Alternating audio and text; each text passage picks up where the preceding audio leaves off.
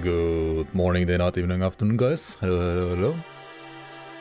How you all doing on this lovely Thursday evening? There is news. There is some new news. Some new news about Lost Epoch, actually. So, first of all, let's actually check that out. And then after that, we're gonna start with our next Grim Dawn project. So for those of you that don't know, Lost Epoch Season 2 is gonna come out, I think, April 2nd. And I'll most definitely be streaming Lost Epoch, at least during this period as well. Maybe like a little bit longer into April. We'll see how good the season is. But yeah, there was a new trailer that came out today, so let's check it out. I think the first part we already like knew from the teaser, but you've come to the right place. do we need subtitles? Traveler. And in this time, you can share in her embrace.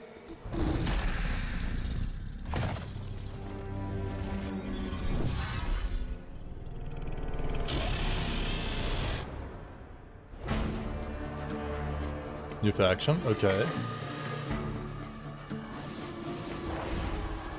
Tombs of Erased. Is that like a season mechanic? Like new mini-maps, like new side maps. With new bosses. New mobs, Cemeteries of Erased. Okay. I guess also new maps, like what is this? Hang on, Woman Echo? Okay, what the hell is this?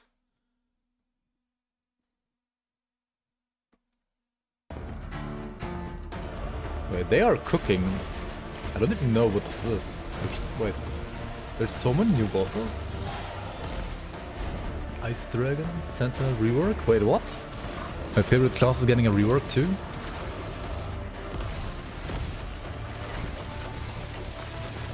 New Rogue skill, Heartseeker, that's nice. Rogue needed a new skill for sure. Champion enemies, okay.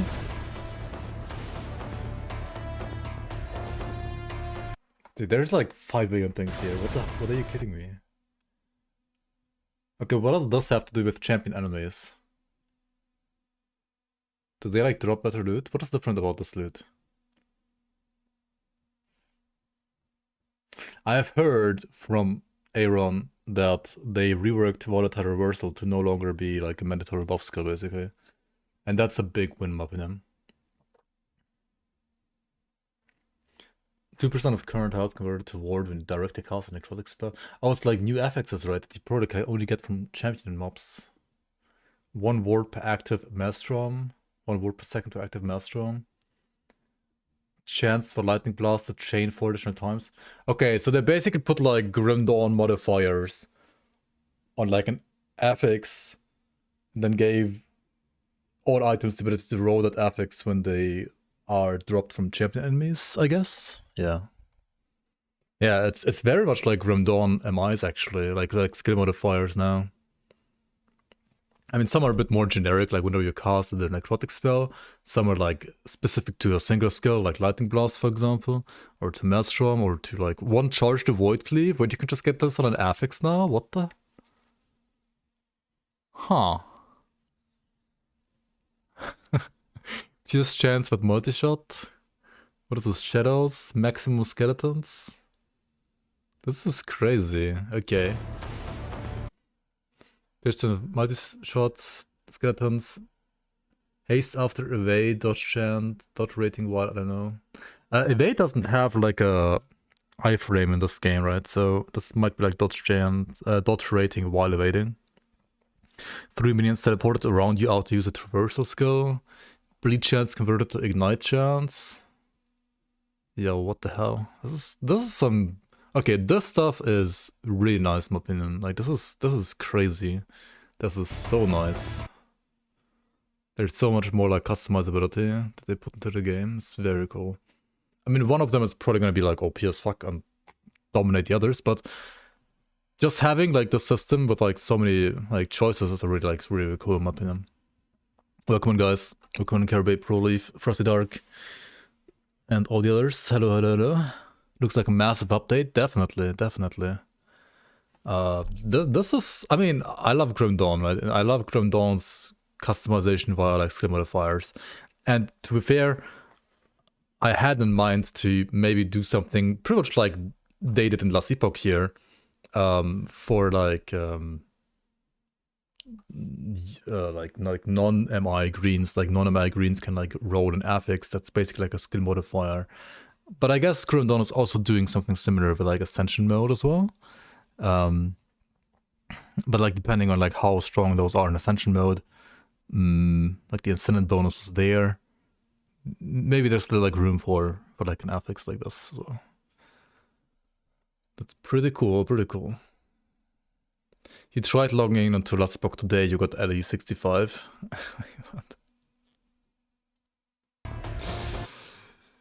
Woven offerings. Okay, offer a unique legendary Weaver's Will or set item as a sacrifice to the Weaver, so that she may reroll another matching item according to her design. Yay! More RNG crafting, I guess. But might be cool. Maybe less RNG than like the flippin' legendary crafting. The Weaver will only accept sacrifices of equal or higher potential tier to the item she will reroll. What does it mean, potential tier? Like, I guess it's like rarity based, or is it like level based?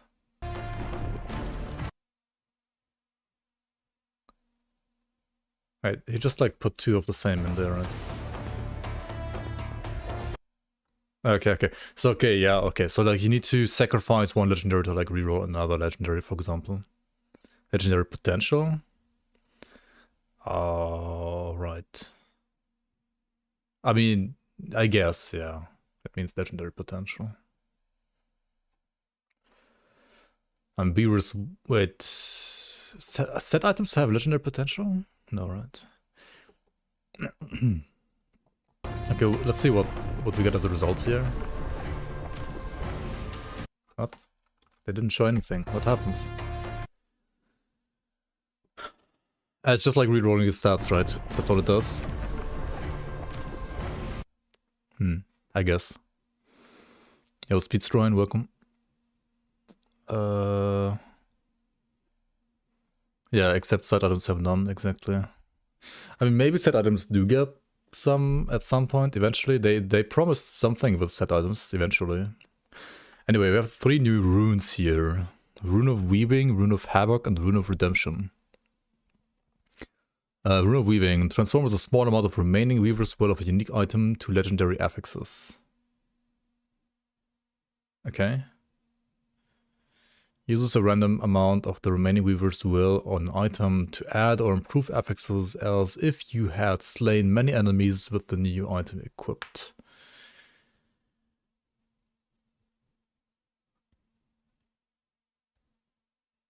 Oh, right. Okay, so it's like, it speeds up like Weaver's Will, affix generation, and anything that, like any Weaver's Will stuff that's like above 28, you can convert into like legendary affixes that you can like get on top, I guess.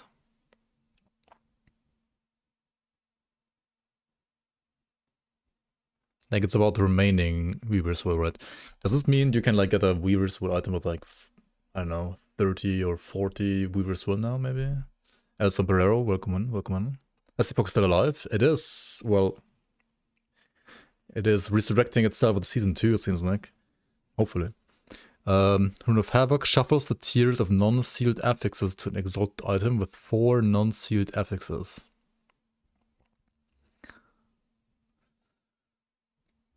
Shuffles the tiers of non-sealed affixes on an exalted item with 4 non-sealed affixes. Okay, so like if you have like a tier 7 dexterity or like a tier 1 strength, and then you shuffle the two, the strength might become tier 1 and dex might become tier 7. I don't know if this is like gonna be that useful. It's like some it's insane, you think? I mean, it's still RNG, right? You can craft wanted affix reshuffle. I mean, okay, if you have like tier 7 trash, You can put like tier 1 whatever you want and then reshuffle. I mean, you still have like a tier 1 trash then, which you have to also get rid of, and like removing that is not better than like, I mean, okay, like obviously it's like another way to like make items better, for sure. Like it does make like more items usable for crafting. So ultimately, I obviously like this addition. Like it's pretty cool. I don't know how strong it is, but it might have like certain situations. It just like gives you more options, which is cool, I guess. Reroll costs you legendary potential. I don't think it costs you legendary potential, but it does cost you like crafting potential.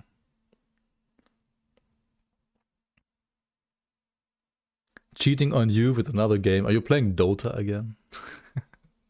Rune of Redemption.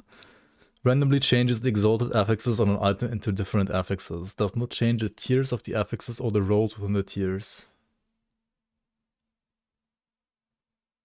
Changes the exalted affix.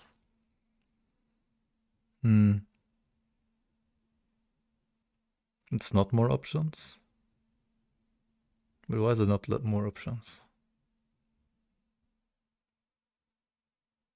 Runes will cost potential.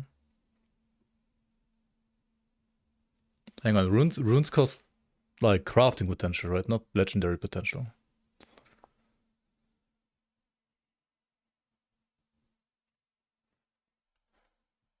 Right? Like, nope.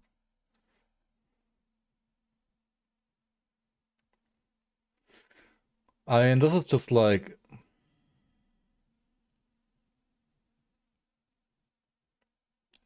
complete RNG as well.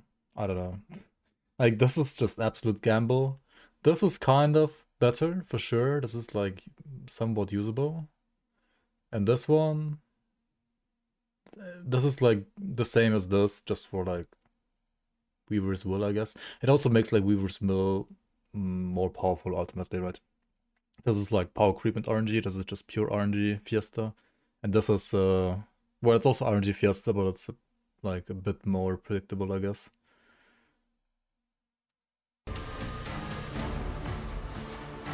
New items and uniques. Okay, okay. We're getting Weaver's Wood items. How much Weaver's Wood do they have?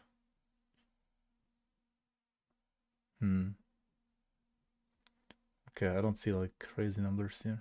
Wait. Did I forget how like the stuff works?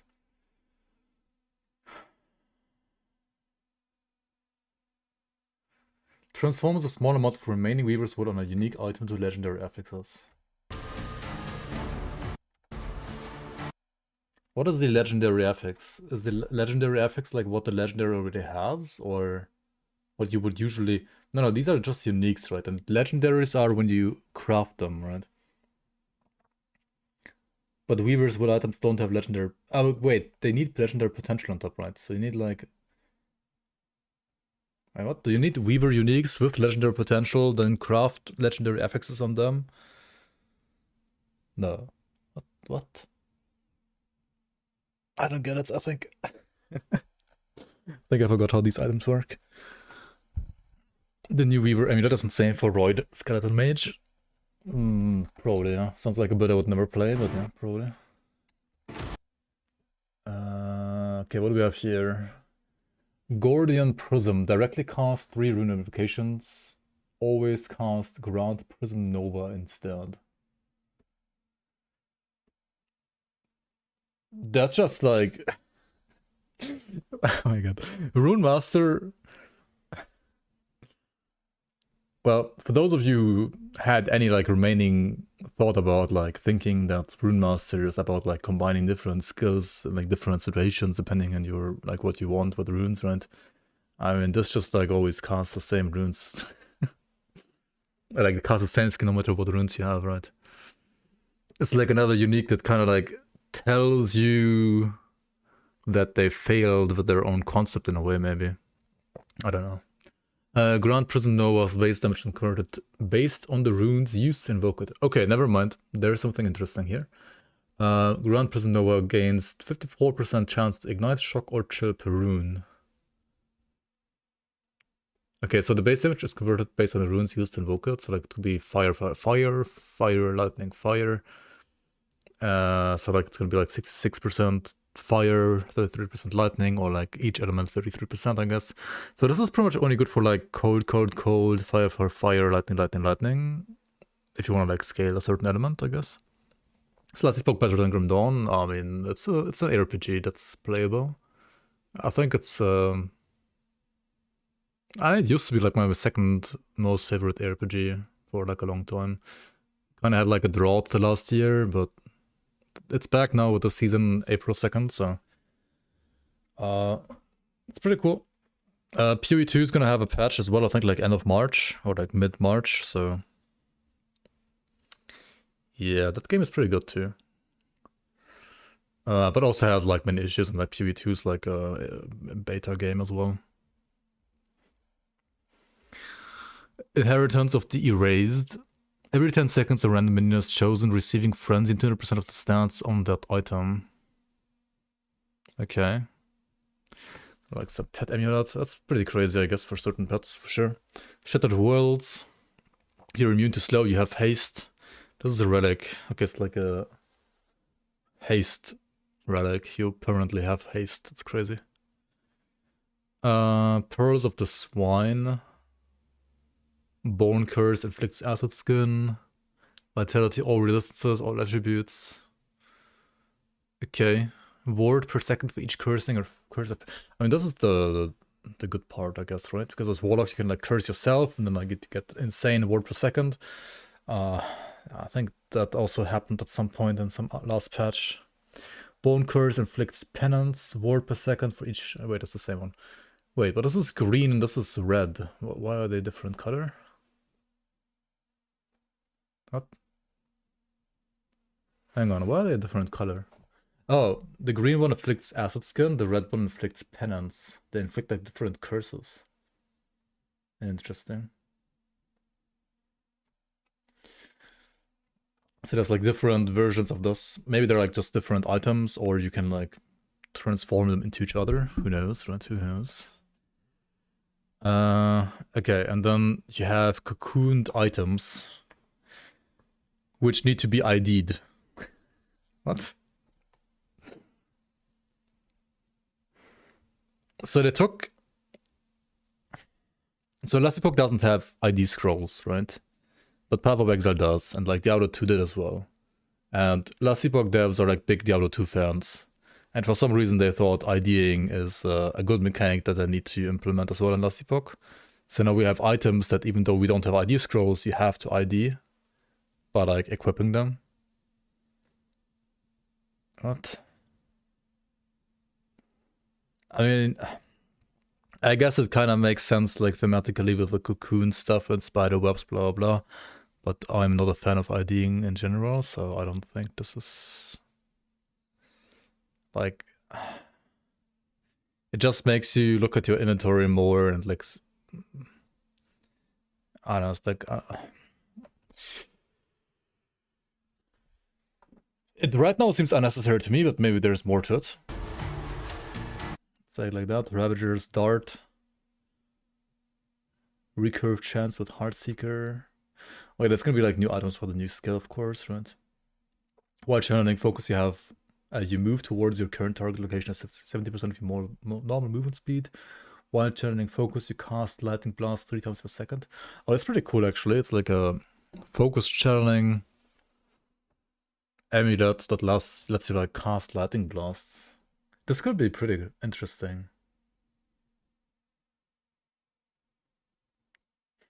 It's like okay, this is like a whirlwind cyclone reckoning build, except you become like a cyclone that like casts lightning blasts instead, right?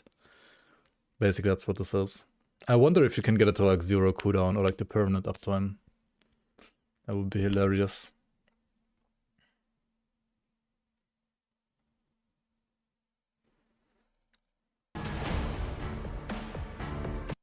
Did they finally fix the Chronomancer? How? How is this NPC still the same model it was back in Alpha? How? Like, what?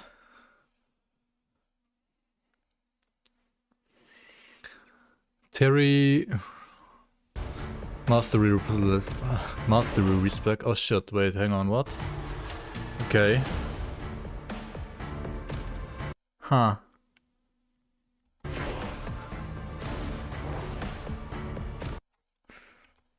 I'm not sure if I like that. I mean, I know like there's gonna be people out there that are gonna like it. I actually don't like it. But yeah. Especially it seems like you can just click it. Like if there was some actual investment, it would be nice, but it's just you click it and that's it. I don't know. It's a model from the past that makes sense, because Chronomancer is a time wizard, maybe, yeah. Yeah.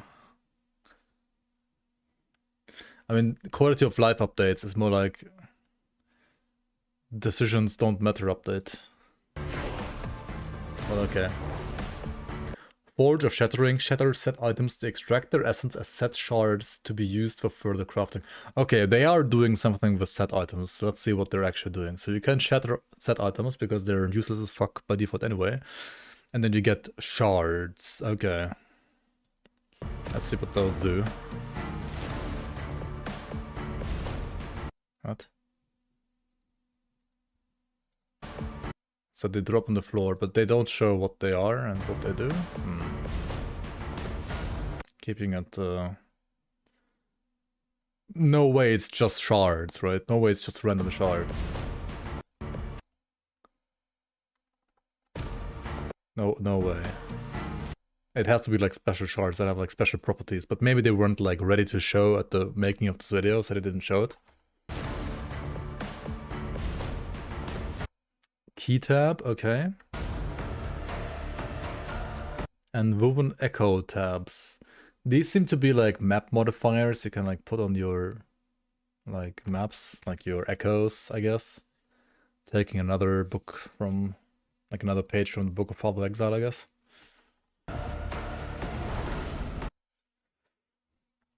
Dungeon key charms. Portal charm, when used when entering a dungeon, creates a portal directed dungeon boss. Oh. I like how their answer to our content sucks is always just skip the content. Instead of like making dungeons better, they're just, yeah, okay, we know it sucks, you can just skip it now.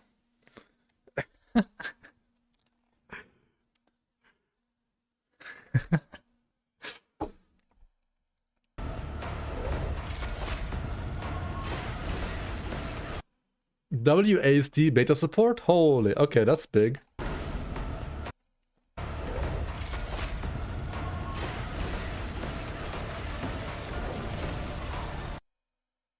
Abaroth balance changes?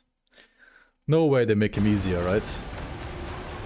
Maybe like Uber Abaroth. Okay, they make base Abaroth easier and then they make Uber Abaroth instead. Probably.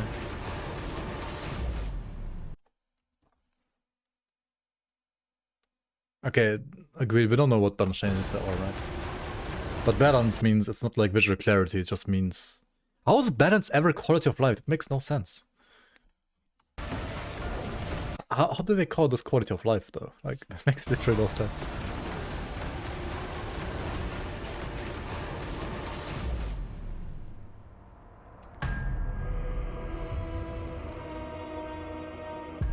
I know.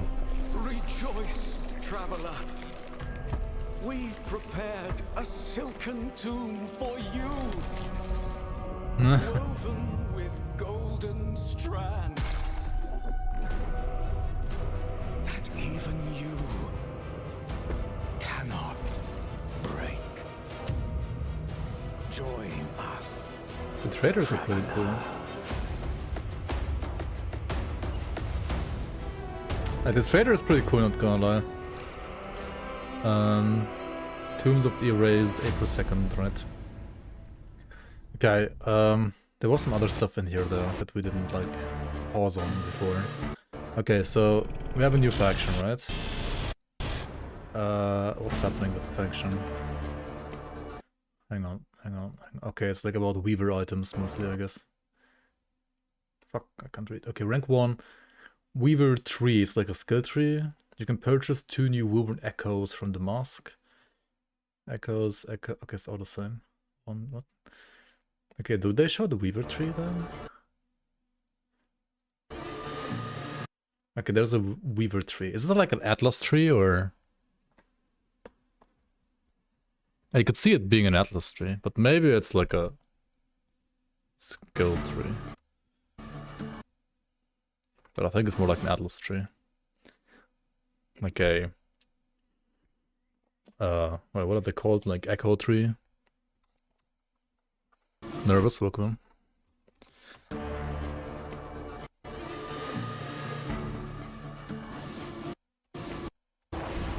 Tombs of the... yeah, okay.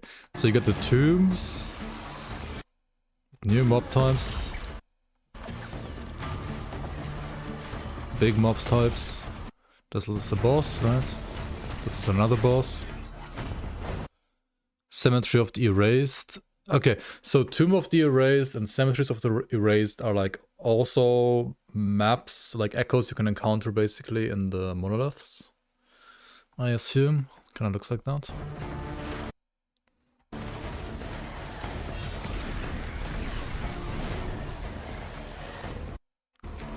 Okay.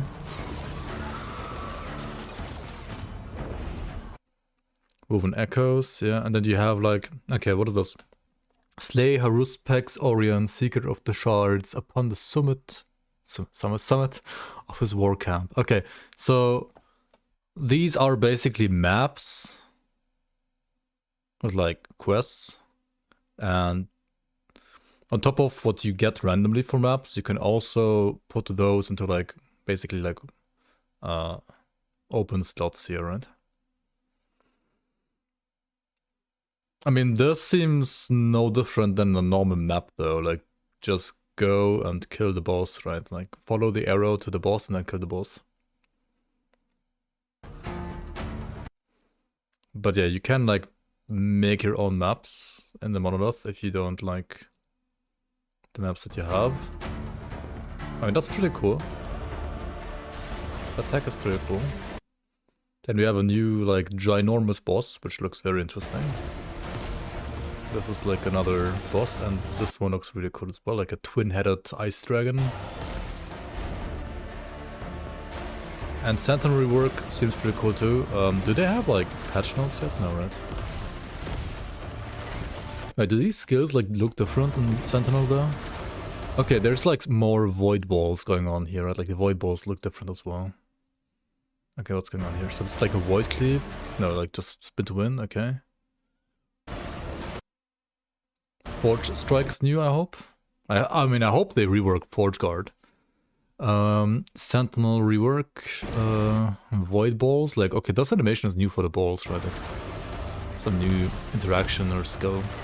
I mean, maybe not new skill, but like maybe they changed. Okay, maybe they reworked the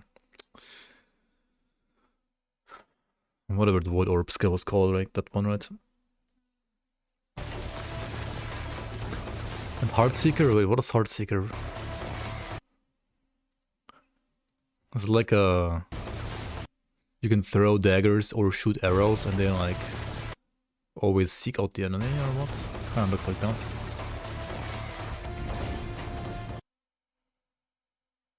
And then we have champion enemies, which are... I guess kinda like champion mobs in Grim Dawn as well. It's kind of funny they didn't have those in the game yet though. Okay, but like why is this one as big as a fucking boss? And they call it champion as well. Like what is this? What is going on here? It's like 4 mages as well? What is this? Okay, and these guys drop those like once and frequent affixes, which is pretty cool. And that's very, very nice. Crafting new items and uniques. Okay, I mean this is like ID scrolls, Ingram and last Epoch, which like nobody wanted. I mean I didn't at least, but that's fine. The legendaries look pretty cool. This model is still like the same from Alpha, but you have Respect Mastery, which well casuals will probably love. I personally don't like it, but it's been a... The thing is, like, Last Epoch is doing a lot of things that, like, the community asks for, right? And if the community asks for respect, they will eventually just do it. Because enough people ask for it, right?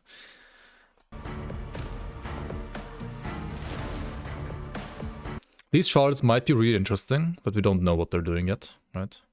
It doesn't seem like you can actually... Okay, maybe you can use those shards on other set items to like make other set items better. That would be a way to actually make set items playable, but if they don't do that, set items are only going to be like good enough to shatter them, I guess. Then you got the keys, the echoes, which are like maps. Got portal charms, which like skip the entire dungeon, which... yeah.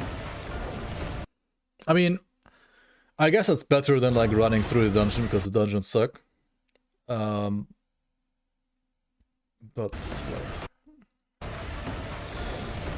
WASD. For people that wanna play WASD is really nice though, actually. It's pretty cool that they managed to do that. And then Aberoth, balance changes, and Uber Aberoth. Okay. I mean, overall, I personally am, the most excited about Sentinel rework. Not gonna lie, because like Sentinel is one of my favorite classes, or like the favorite class in this game.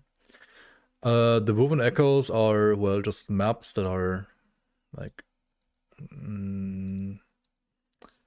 different. The cemeteries and the tombs, I mean, they show off like them being different maps, but what those actually do and like what makes them actually different is not really that clear in my opinion. Good. So these might have some like really cool, interesting mechanics, but they might also not have that, right? Yo, DMT, thanks for the 46 months. Welcome back. I appreciate the support. Yeah, what about the Lich skill? Where's the Lich skill?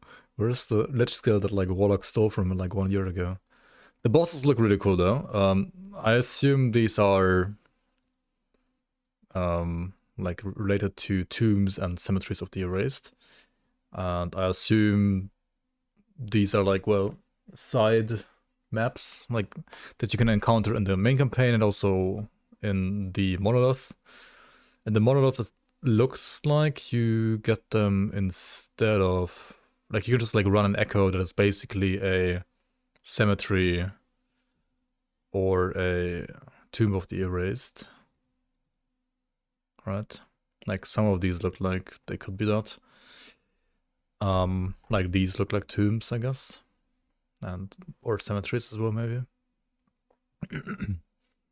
And then maybe only in those you can like get these like maps and stuff like that, right? They might have like some function like that. I can see that. Is there like any more news? Is there like some patch notes or something like that, or is that all we have?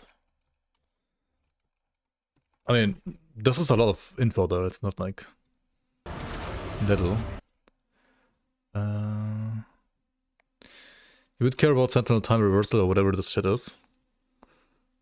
I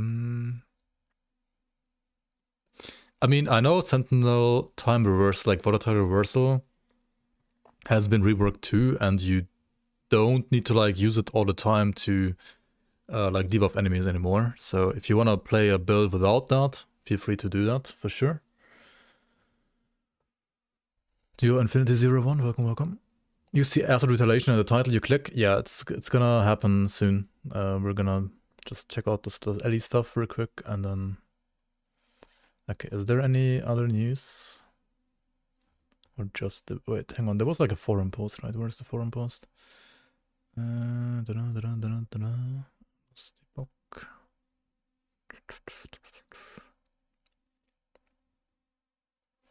Okay. Coming to Eterra Wednesday, April 2nd. Wait, they have a Wednesday start for the season? What the hell, man? And there's like Twitch drops, right? You can watch my channel, for example, as well if I'm playing this to get those drops. I'm not sure if I can like stream every single day though, actually, to be fair. I probably won't because I have like literally an exam on the 6th of April. Fuck me, I guess. Anyway, supporter packs. Oh, it's just like supporter packs. Okay. I mean, they look better than before, at least, I guess. Okay. But there's no like patch notes yet. Okay. I guess we're gonna check out patch notes whenever they come out and then actually like see what is new, for example, for Sentinel. I really like the champion affixes because they are basically Grundon modifiers, so what can you not love about them? New skills for Rogue and Sentinel rework seems very cool, very nice. New bosses, the new maps look pretty cool. The inventory tabs are nice as well, I guess. WSD is nice for people to like that as well. This thing with mastery respecialization, I personally don't like, but I know people that are more casual will like it that. This stuff, we need to know what the shards are, but I obviously like them doing something with set items at least. Even though it's like scrapping them. It's kind of funny though, right? Okay, moving offerings is kind of cool. Like you can reroll an item as well. This is a nice like thing to have for sure. But but like this feature and like the set item shattering and the skip dungeon feature is just a little weird to me, to be fair, because it kind of like makes you think like, okay, they want you to skip the content because it's not good or something. Yeah, there's no new campaign yet, right? The campaign is still unfinished. Season 3 is gonna have full campaign, hopefully. Like we're waiting for the Ancient Era Act. 1 year after release. It might be cool, right? We'll see. I'm definitely gonna play this, right, on April 2nd or whenever. Or in April, let's say it like that. Check it out if you want to. Alright, now for more Grim Dawn though. Fangs of Asterkarn. Alright. Let me make a new folder for the new character.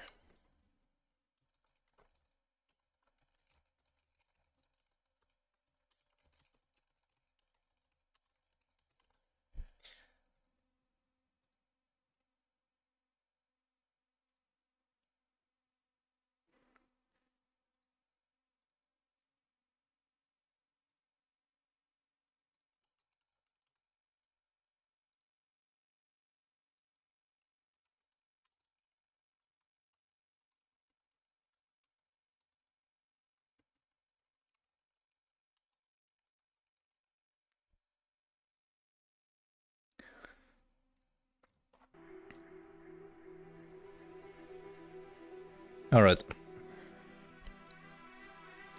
Yo, can I ask if I can get an item on level 90 when you are level 100? Yes. You can also get level 84 items at level 100. Like legendaries and blues.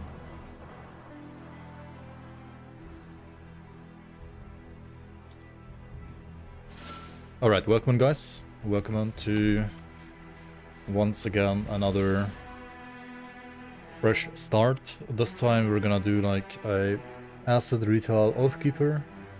Just like with the others, we're not gonna pick a second mastery anytime soon, and we're only gonna like go through normal. And obviously, we're gonna play hardcore. And also, usually, if you wanna play Oathkeeper, you kinda wanna try to play around Virus Might and ideally get like the Zalthuzran's archive that like makes you able to use Virus Might a lot, like way more often and so on.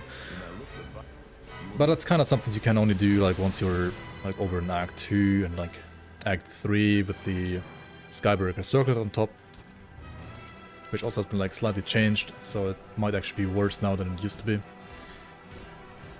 So we're gonna try like one other method for Oathkeeper for leveling, which isn't necessarily maybe the fastest, but it's gonna be like a bit more iconic. As you can see, I'm also playing this one on the test patch, which does have Berserker in there, but we're not gonna like use any new items this time around. We're not gonna use like any new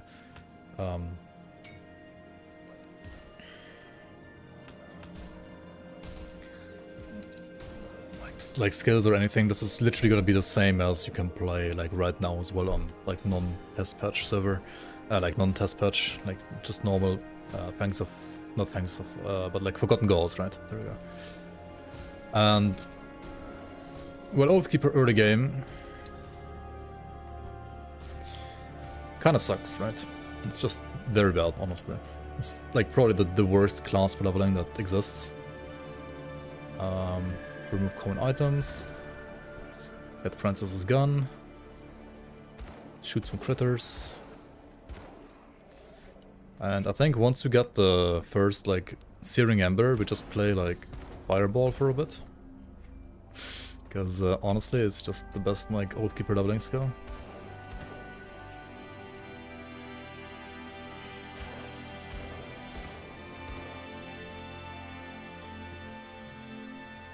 Oh, there it is. But we need level 5 as well. There is another skill that you can also use. That is obviously the Aegis of Menhir. The Aegis of Menhir is gonna be like, I think, some pretty decent additional single target damage. And there's also Righteous Fervor, which you could also use. So either I play Fireball, right? Which is probably better than like anything Oathkeeper has to offer early game. Or I actually like try Oathkeeper skills. And I don't know about that, but maybe we do that.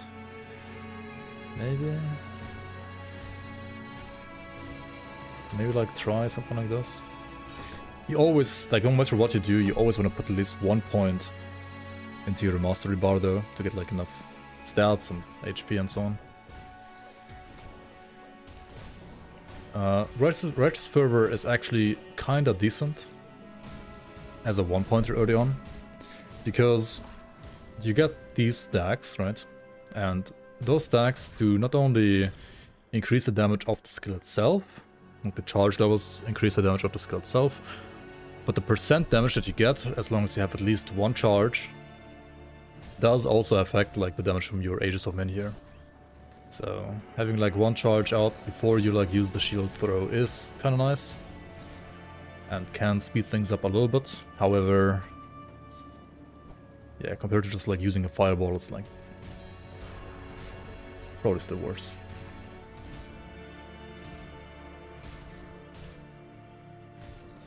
So, what is the actual best way then?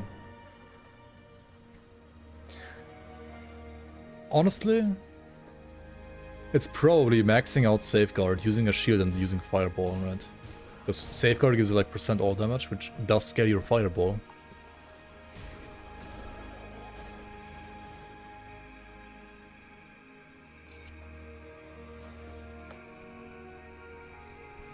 But is that like exciting?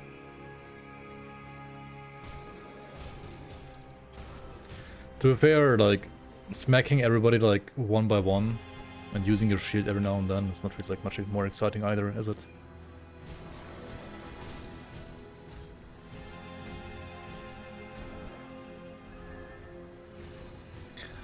Getting back to the game after like 4 years, what should you play?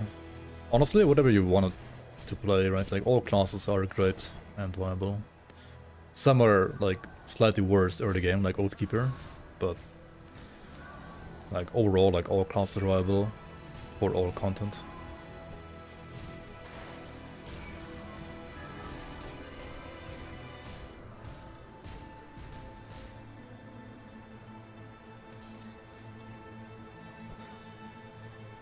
But always pick the Maliciousness, of course. Yeah, always pick Cocktail, right?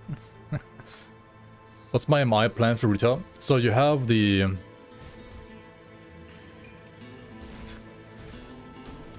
run up Proxys thing, right? You have the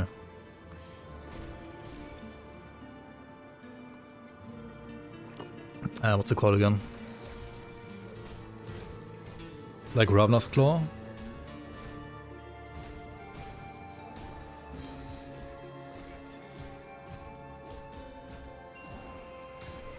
I mean, it's a bit earlier, right? But not much, that's true. Act 1 has, like, nothing as well. So, I mean, you could be using a shield, right? And get % damage from Safeguard, like 6% per point.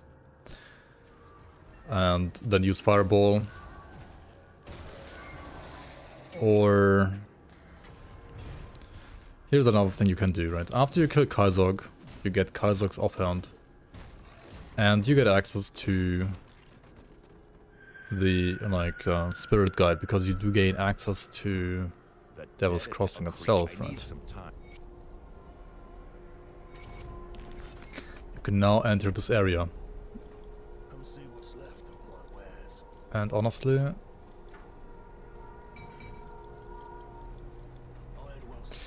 if you do the following, it's like better than all that you have done so far.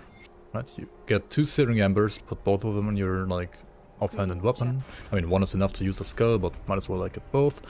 Then you take out all the points, and you just do this. Right? You don't need a skill. You just play Oathkeeper like this, because all skills sucked. And yeah, just proceed like this.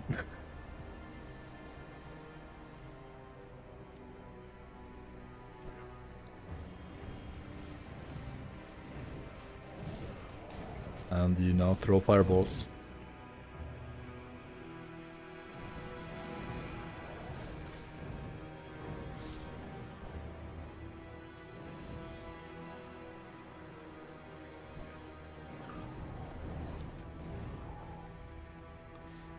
This is a challenge area, right? Which is kind of hard at this level. Let's see how good Fireball is.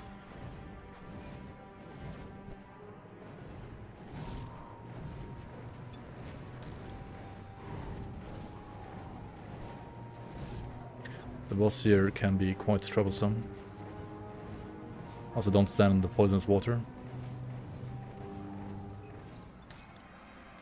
But yeah, he died.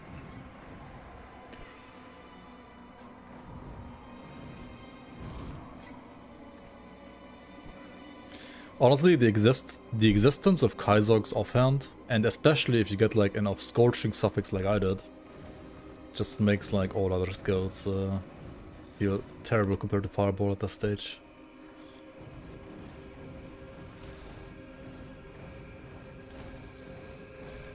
Why doesn't Xantai fix Oathkeeper early game? Because he's busy balancing Berserker instead. Which, to be fair, feels really good, I think, in like all stages of the game. Like, not perfectly balanced, but definitely better than Oathkeeper, I would have to say.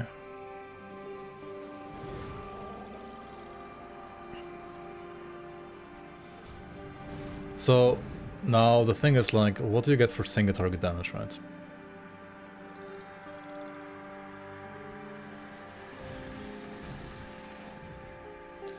Which skill would you play for single target damage? Because we have enough AoE with Fireball, right? And we could get even more by picking Judgment.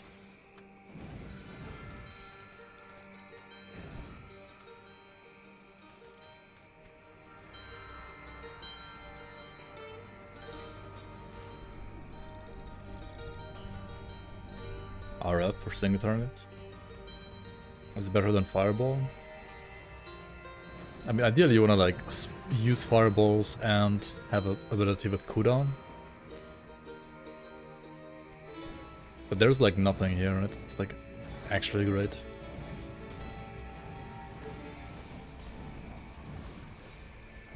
Judgment, Omega Law. Yeah, Judgment is not a good skill. I mean, it actually got buffed though. It's, or like, well, it's a good skill, but like for AoE, right? Not really for single target.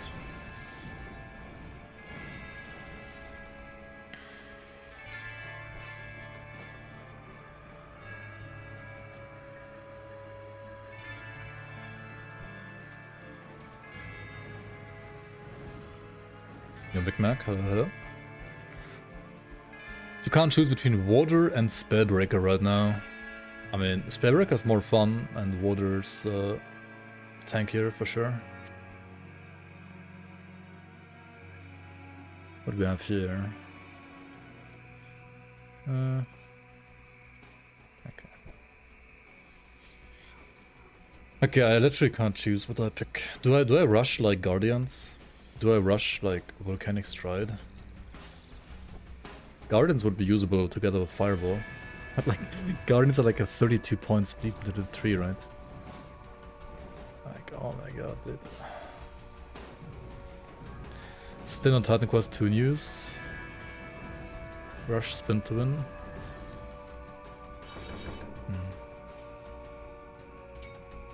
Let's put 1 point here so we can move faster around already. Right.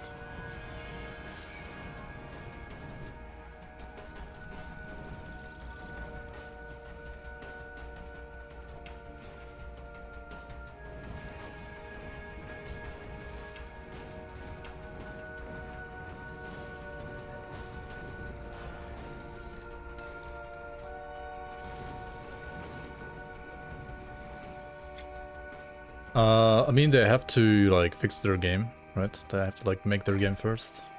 Wait, did we kill Milton Hart? Am I blind?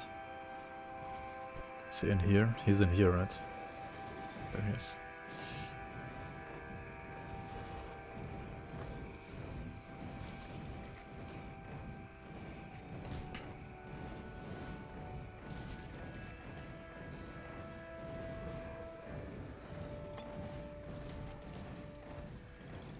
Okay.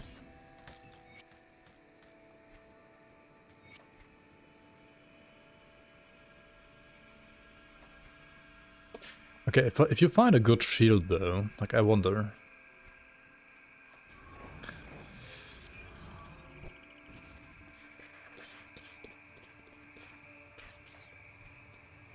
Haste boots, yeah, easy.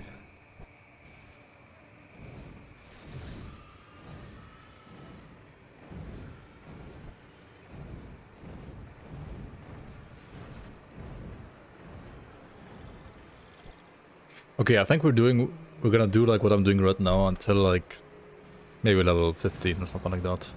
And then like right before Warden Krieg we like actually respec.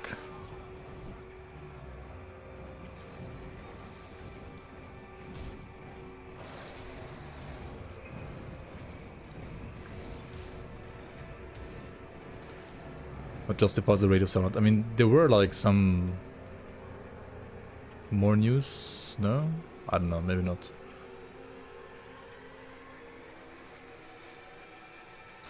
I mean, the last news I had from Titan Quest 2 was like that some beta version, like I mean some like playtester version rather of the game got leaked like in January, I think.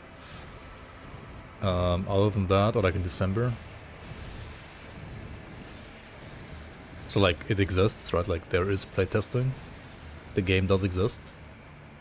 There is no fraud. I just assume like they have like lots of stuff to fix. Because ARPGs tend to be not all that easy to make.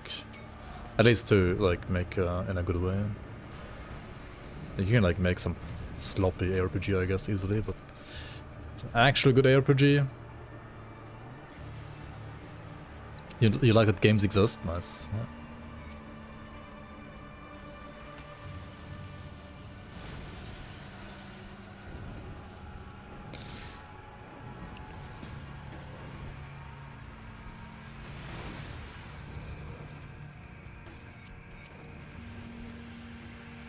Did another up haste foot pads. What?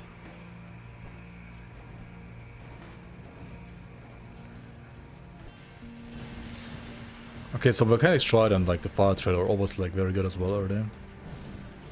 And even better once you are itemized for it.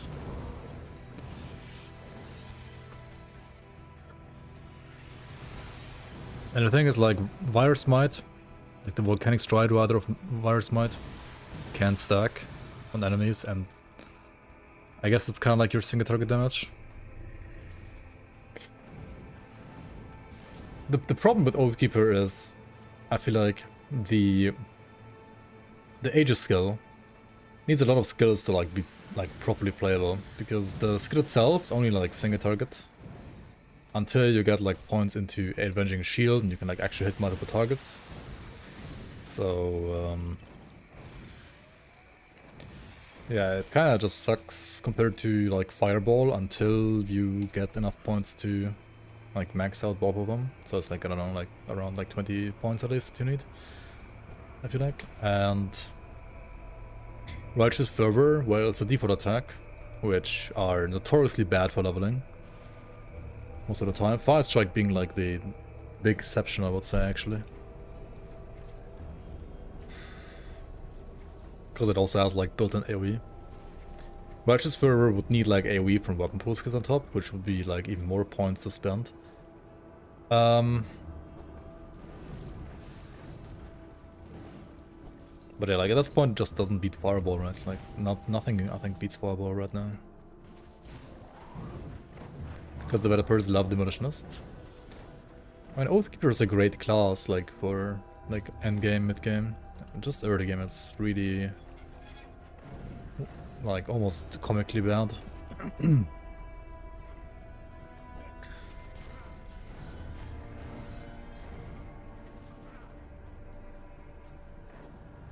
RF is the worst attack replacer in the game?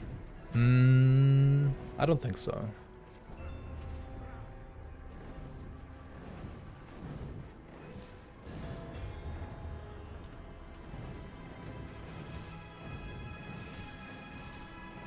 I don't think like any is really bad.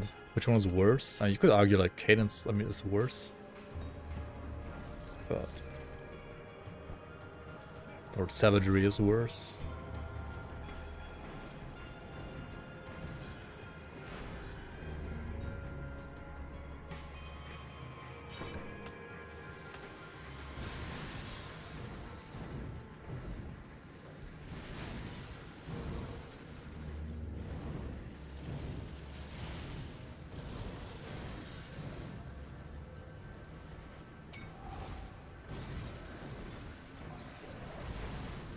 Savagery is the worst because you have to min-max for the physical resistance even if you're not using it.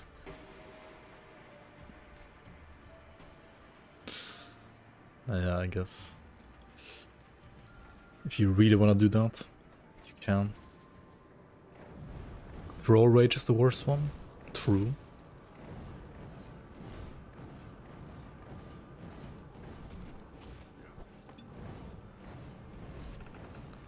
I feel like the Fire Trail is like decent single target right now, isn't it? I mean... Okay, is it better than... Okay, I think like fully maxed out Aegis is probably better at this point though for single target. But I mean, that's like single target only then. Because what do you do with your like AoE then? Where's the retaliation playthrough? Nice clickbait. We're gonna get there, don't worry. Eventually.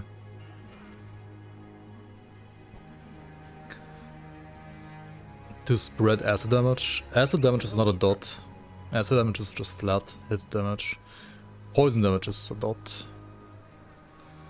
The problem with like Ages of Thorns is also like you get like less damage early. Like in Act 1, I think like no matter what you do, Oathkeeper Act 1 just sucks. Like no matter what you do. It's all bad. Like it's all terrible. Oathkeeper becomes strong after Act 1, but like in Act 1 it's definitely the worst class in the game. Full perdition set playthrough. I mean, I would have to find it first. So, no.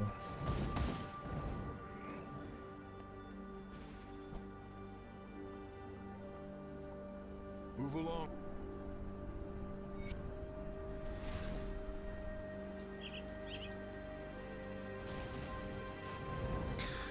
Yeah, if you got like enough blue set items, I guess you could like force full perdition set. But I mean, okay, the endgame version, right? It's like definitely worth that one. But like level 40 and level 65 or 70 version, whichever it is, I don't know. Yeah, they kind of designed Oathkeeper to just be a second class, it feels like. Definitely.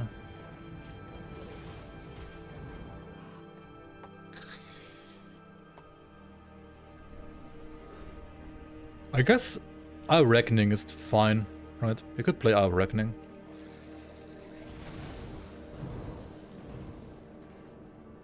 I think Our Reckoning might be the best Oathkeeper skill for leveling that, like, without items. Like, with items, obviously Varus Might, and possibly even Retaliation is better, but... like, early without any items.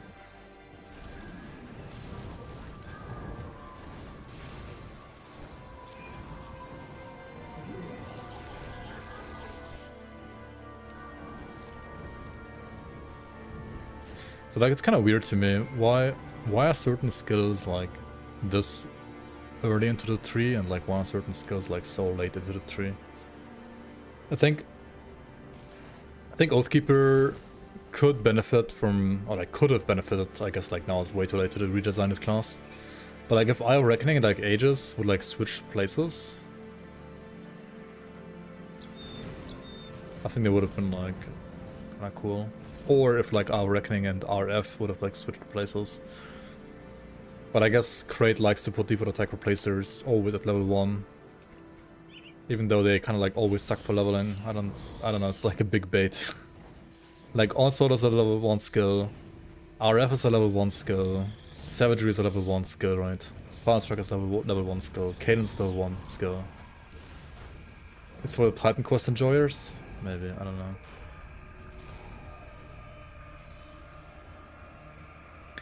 Season 8 is gonna have an Oathkeeper redesign. I don't know about that. Oh, I should get the Smith, right? What am I doing? Wait, I did get the Smith, right? Oh shit, oh, wait. Where am I going now? Oh yeah, into the cave. Oh shit, I'm getting tired early today. What is wrong? Okay, I mean, it's already late-ish, but...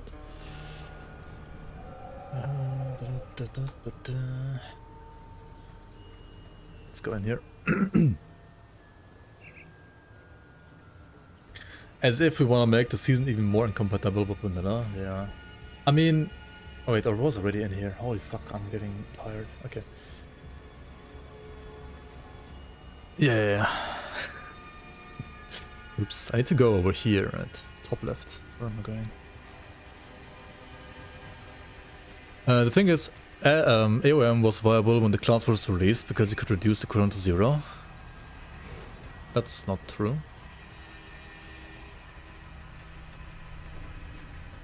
And you still cannot reduce it to 0 the same way as you can now.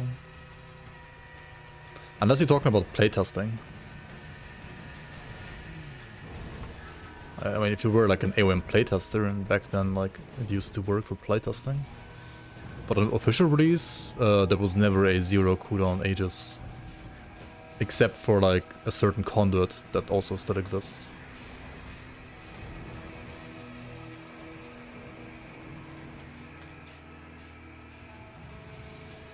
You saw videos? I mean, you saw videos of an endgame build that did that probably.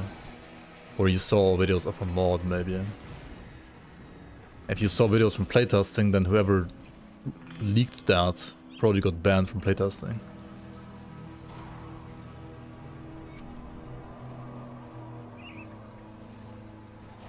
Okay, if you got a weapon like this, right? Where is it? If you get a weapon like this, right? Puncturing of Fervor. I wonder if you could like actually play Righteous Fervor now that you got this weapon. And I wonder if you could play like ranged and play Smite for AoE. Like RF and Smite for leveling. I kind of wonder, but okay, let's try it, right? Because we know what we're just playing works, because this stuff otherwise kind of sucks. And unless we try other stuff, we will never see if it's like good or not.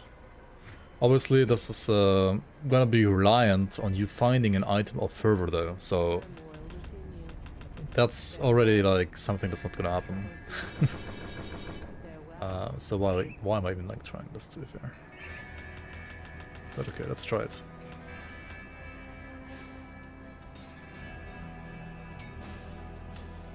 I think you need to max out the skill that gives you AoE though, for the chance to proc it.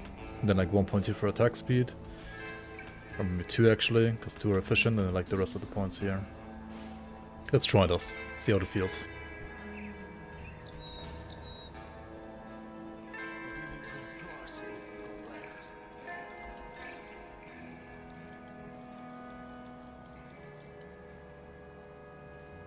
Zero band of alacrity as well, that's nice. For speed, like attack speed. Okay.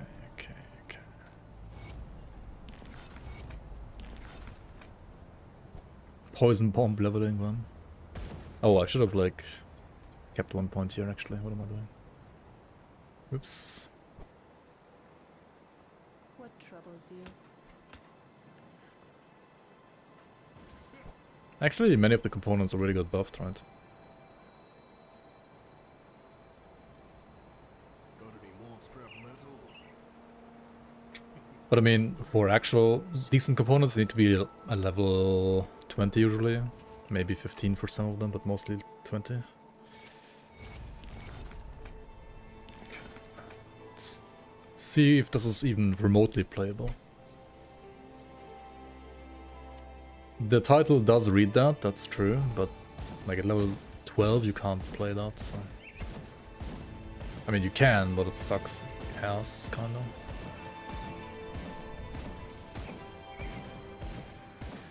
Okay, I mean, Smite deals good damage.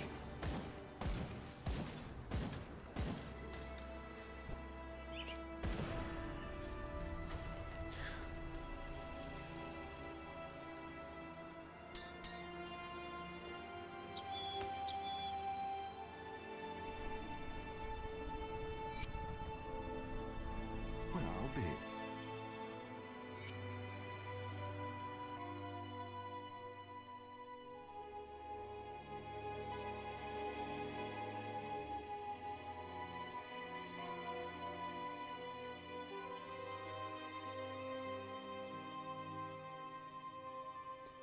Oh, I got a fucking bitch in the face.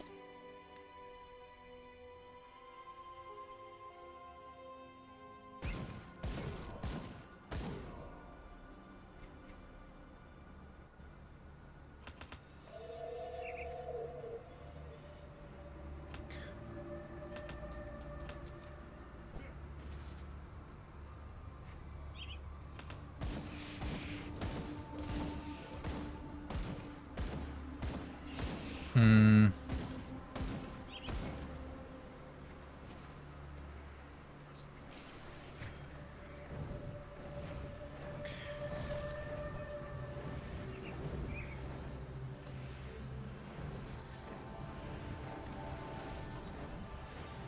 Okay, I think you can unironically like play Fireball for AoE and then RF for single target, right? Just like people said as well in the chat. Or like, well, RF for enemies that are... what's my weapon swap again?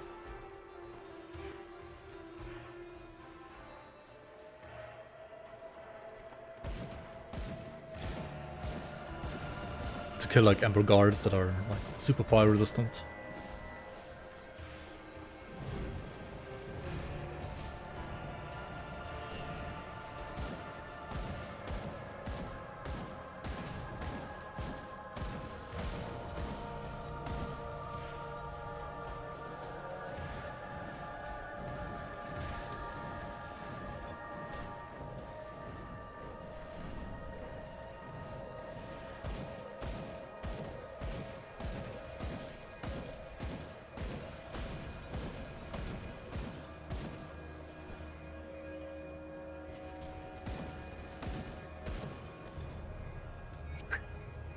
Stop talking about title or we go to emote only.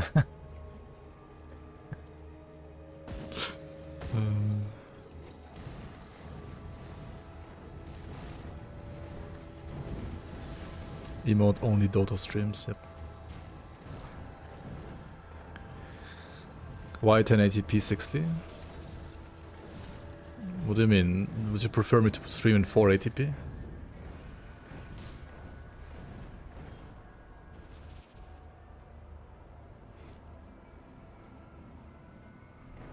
Which mod is worth downloading? It depends what you want to do. I don't play with any mods right now. Like, zero. But, if you eventually run out of, like, stash space and you would like to have, like, infinite stash space, you can use the, like, Rundown Item Assistant mod, for example. Or, like, well, it's not really like an in-game mod, but it's like a third-party tool. And you can also use the rainbow filter, which is like not really technically a mod either, but it's kind of nice. Which does like highlight items like in a different way, and then it's like a bit easier to like learn items and their stats, I would say, at least when you're like new to the game.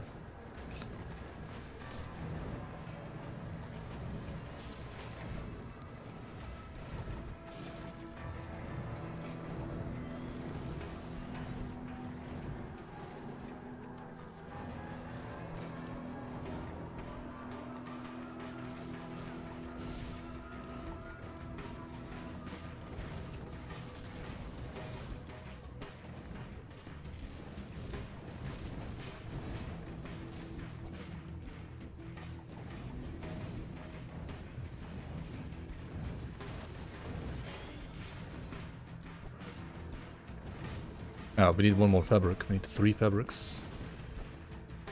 Don't forget the 3rd one. Okay, this time it spawned down here.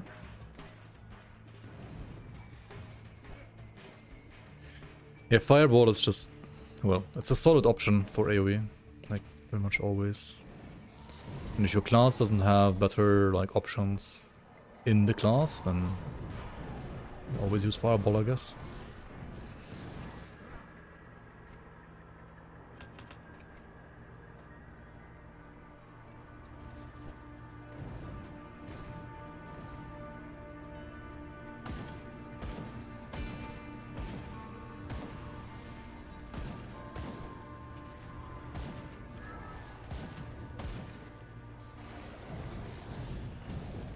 Back to Fireball we go. Back to Fireball.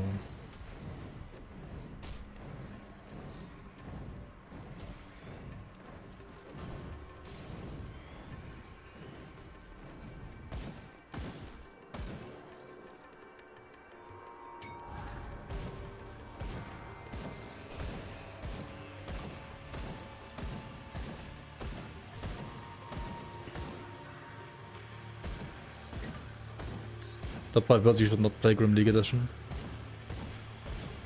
Just don't play an Oathkeeper, right? Just don't play this class.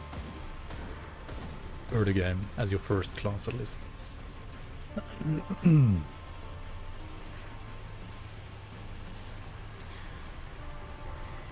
you take a deal, you speed level by 2.5 hours faster, but the character is guaranteed to die at the 13-hour mark. I don't think I would take the deal, actually.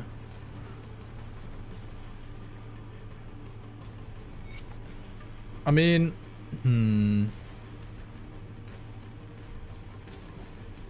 probably not. I don't think 13 hours is enough.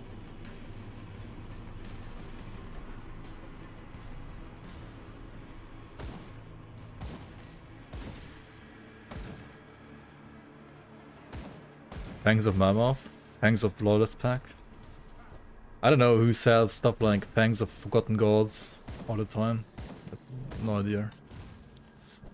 No clue. I don't know what you're talking about. Could never happen on the stream.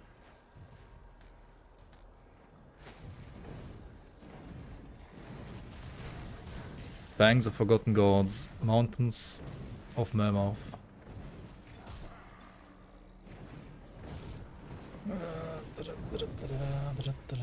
Let's get all the lore. Lord gives you XP. Ah, I've been expecting you, human. Yo, Murby09, appreciate the support. Welcome into the Bloomers. Hello, hello, hello. Hello, hello. Okay, to be fair, like, right about now, Fireball starts to fall off. Like, a bit, I feel like.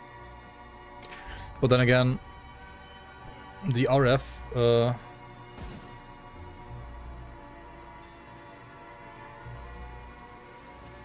test we tried here, I think is also not good. I say that as I like 2-shot 2 packs, because I like proc this back to back. And okay, if you proc smite back to back, it's good, right? But otherwise, it's just like, I don't know. If you don't proc it,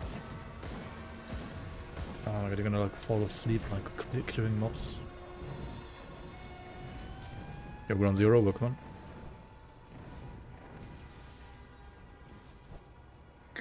What is Protoss? Protoss used to be one of the playable, like, races in StarCraft.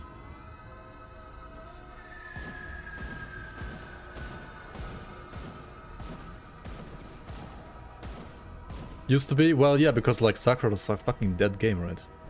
Yeah, exactly. I mean, okay, there's still like some people playing the game, but it's kind of a dead game. Shit. And also, if you didn't know,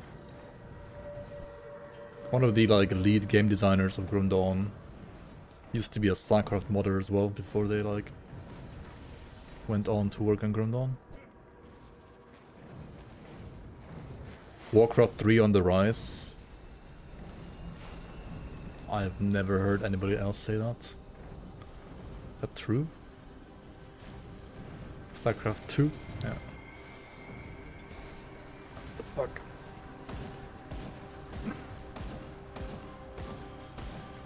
What is StarCraft? Is that a Minecraft mod? Wait, how old are you?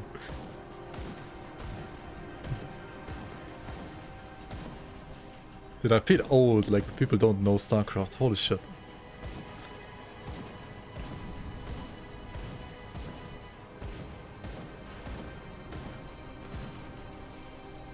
Early 20s? Okay, okay, fair enough, fair enough, fair enough. Yeah, true, true, okay. It's a RTS, like in the real-time strategy game, which I guess is also that genre. But yeah, like the late 90s, early 2000s used to be like the golden age of RTS, where we had like games like Age of Empires 2 and so on, and like Warcraft 3, StarCraft 2, Warcraft 2 before that. Those were like really, really cool games. Because back in the days, like people didn't just play Minecraft and Fortnite, they also actually played like RTS games, and also Need for Speed games used to actually be good and not suck like nowadays. I guess some of the Need for Speed games nowadays are like okay, but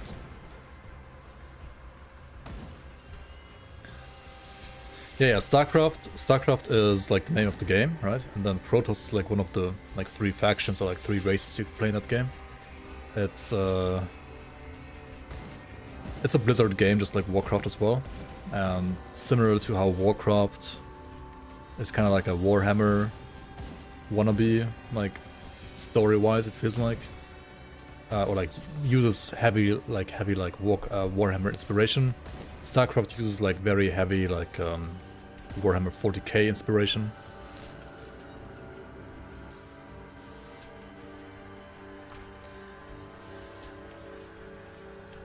Minecraft. Ja. Kinder heutzutage spielen nur Minecraft. What the fuck is Sue? There's like 5 different Sues. Is it this one? Or the other one? No, don't be sorry.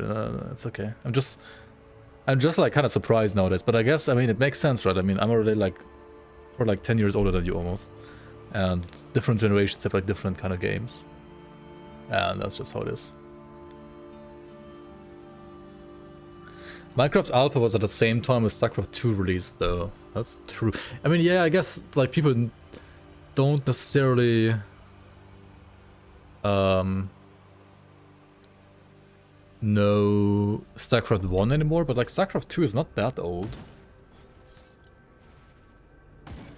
Right? It's not that old. Like StarCraft 2 came out in like what, 2010, 2009, something like that. And then like they had 2 expansions on top of that, which came out like 2000, maybe like 13 and 15 or something like that. Or 12 and 14. But yeah, the golden age of like StarCraft 2 esports was also like 10 years ago, yeah. True. 2010 was like 50 years ago. Basically, yeah. I'm sometimes like even more surprised though that like, or like it kind of paints me hopeful that people that don't know what StarCraft is are actually watching me play Grim Dawn, because like Grim Dawn is also like basically 10 years old already. To be fair, it is getting actively developed though, and it is getting an expansion, so it is more alive than StarCraft at least.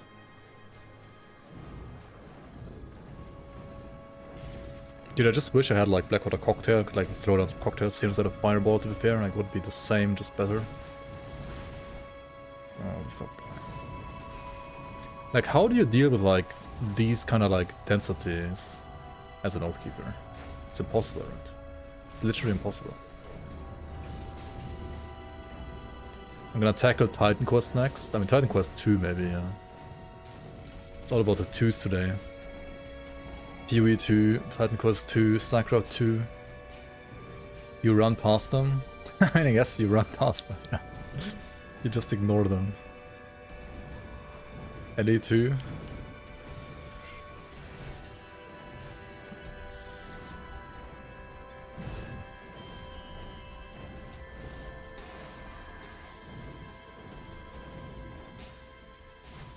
StarCraft 2 is as old as Doom was in 2009.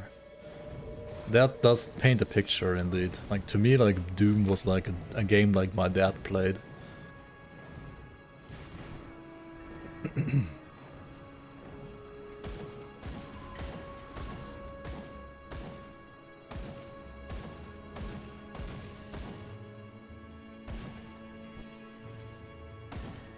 We are becoming the boomers. Oh yeah, oh shit.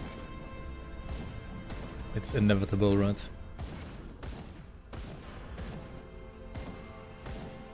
Also COVID too. We don't need another COVID.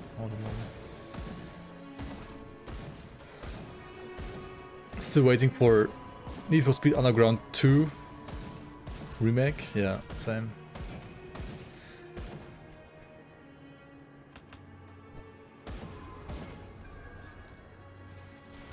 How am I not getting bored after 7,000 hours? I don't know. If I got bored after 7,000 hours, I wouldn't have played another 1,000 hours after that already. Like, I'm at 8,200, I think. Something like that. And to be fair, the main reason is because I stream and make content for this game. Otherwise, I would probably play this game a bit less. Which is, I guess, understandable.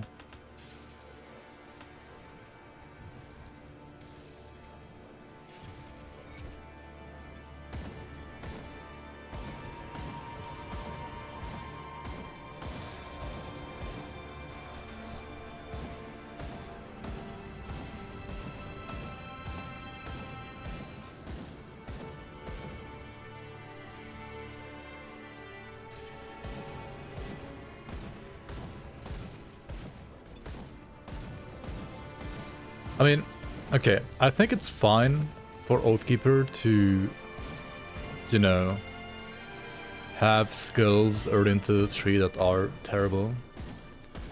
Some other classes have that too. But other classes either have, like, gear early on, in Act 1 already, that you can find and farm, that makes those skills a lot better. Like, for example, Blitz for Soldier, right?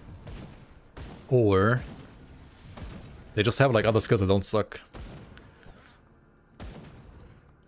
So maybe the play would be, right, to have better monster frequencies early in the game that make Oathkeeper leveling early in the game, like, better than it is right now. All skills based on weapon damage are kind of like gonna suck early game. What about Force Wave? Force Wave is a weapon damage based skill as well. And Force Wave is like literally the best, like, soldier skill for leveling. And also, like, compared to other skills, also, like, not that bad.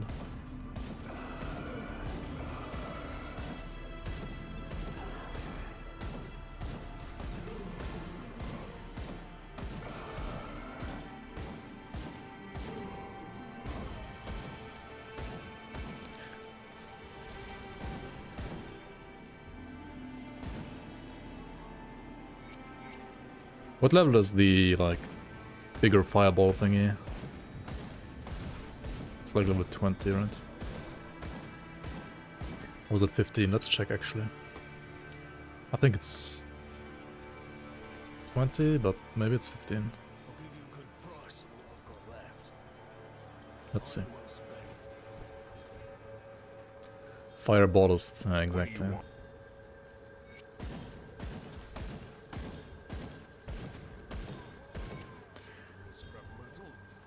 So, what you would want to craft is flint core bolts. It's level 15. Okay, once you're level 15, you just go here, you craft fireball. Like, greater fireball, rather, with flint core bolts. And Like, this thing has 900 DPS. Fireball has 500 DPS.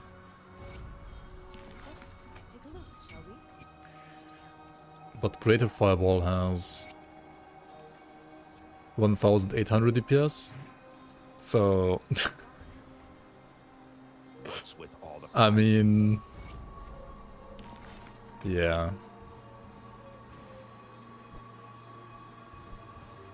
I sense turmoil within you.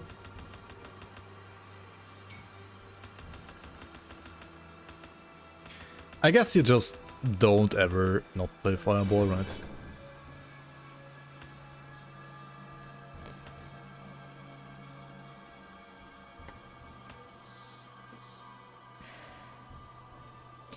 I was gonna say, I should just get Guardians, right? Like, it's literally the best skill you can do here with Fireball. Okay, so you do Virus Might, right? You also take this for, like, increased range. You can get 1 point in Volcanic Stride, maybe. Let's keep that, sure, why not? But then, definitely you want to get the Guardians. And, I mean, you can, like, summon these once, and then they will, like, stay summoned. You can also like put them in your secondary bar if you want to.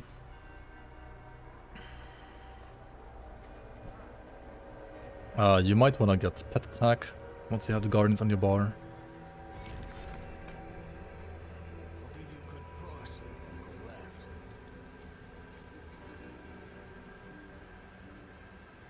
And once you have Devotion points, I mean, you get 2 points Jackal for total speed.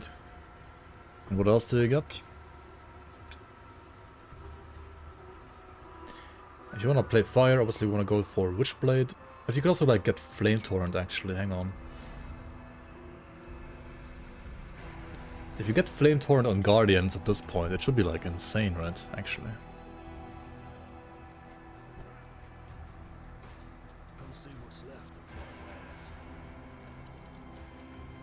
Let's see.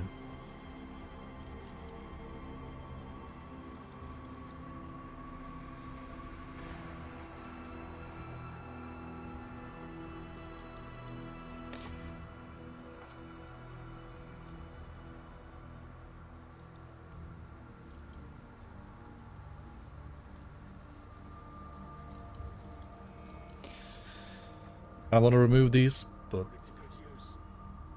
Okay, can we also buy metal? We can also buy metal already, right? Something with resistances would be nice. Maybe this guy has some. No? I mean, these have resistances, but they're like too expensive to buy. So we just buy like... something with like affix, I mean... like attributes.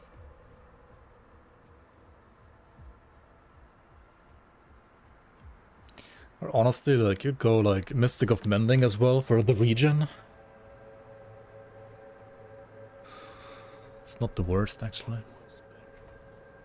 And since we already like crafted the Fireball, we could also like try crafting like Ward Stones, right? Ward Stones give you movement speed, among other things. Or Anti-Venom Salve for like Poison Rust.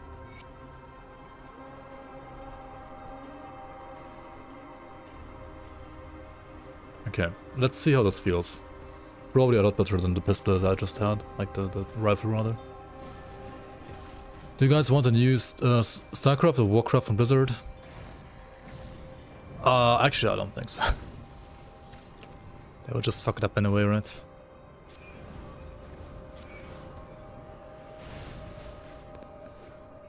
Every build is a pet build if you try hard enough, lol, I guess. Also, the cool thing now about the Guardians is, right, they scale with your movement speed. Like, they get your movement speed. No.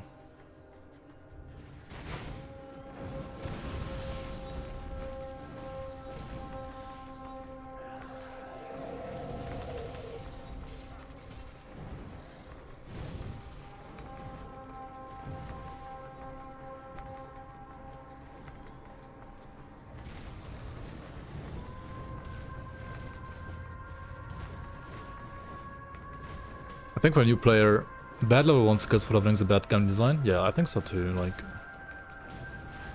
It's okay to have like one of them being bad, but like all of them being bad?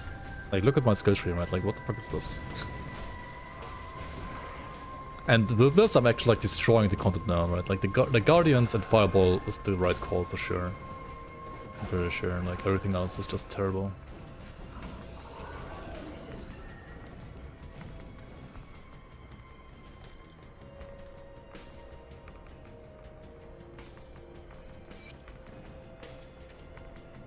Yo, Dakin, welcome, welcome.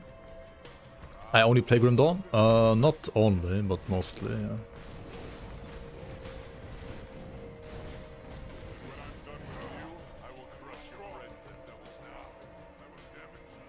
Carbon was your favorite? Yeah.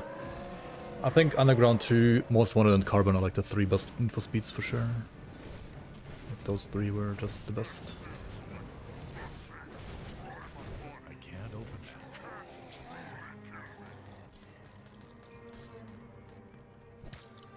I play Grim Dawn and I play the Grim Dawn test server as well. Yeah, true. True and real.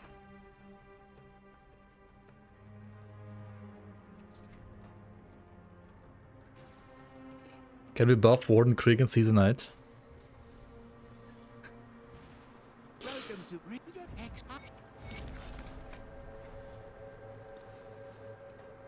Maybe.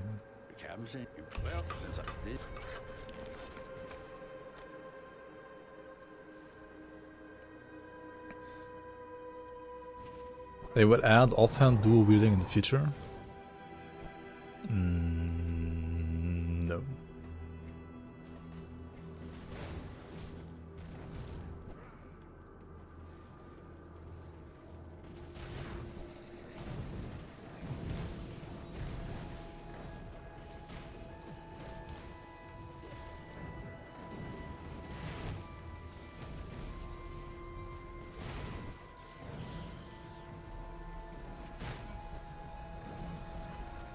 Make fists viable.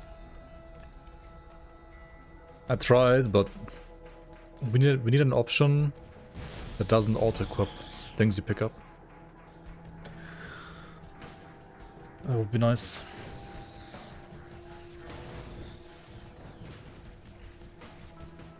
Like if you could disable auto-picking up items, it would be doable.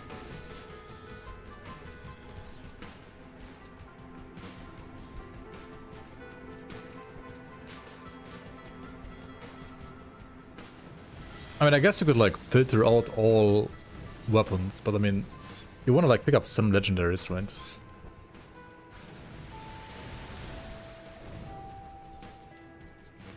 It's called making all items drop un-ID'd. Yikes.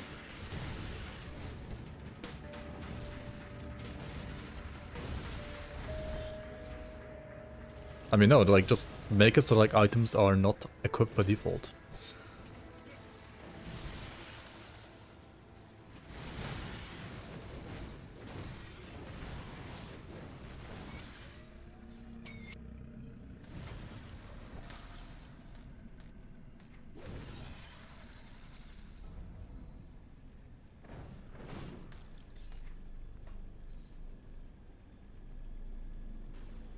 Make all items craftable only. What?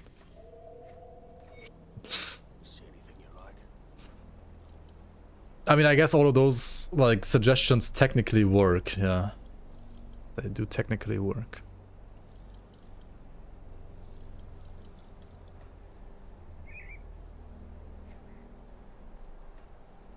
Put it to good use. You like what?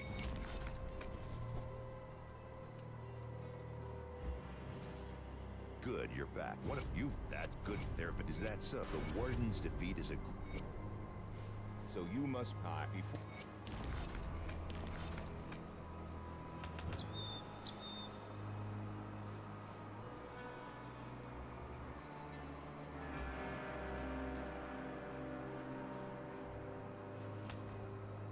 What troubles you? Stay strong. Got the speed. And yeah, I think this is what you play actually. Like it's kind of.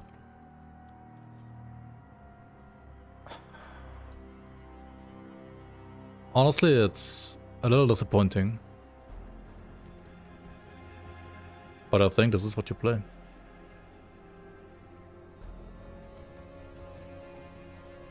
You don't play retail. You just play this.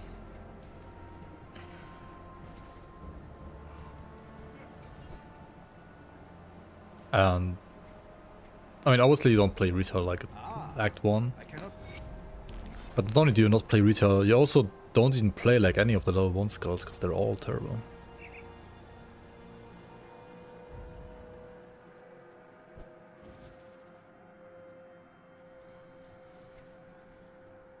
So, you have the go.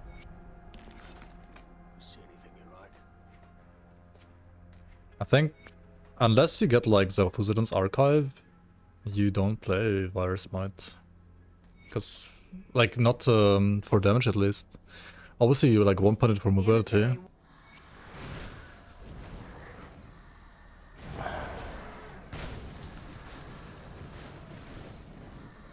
Because isn't just like spamming fireballs better?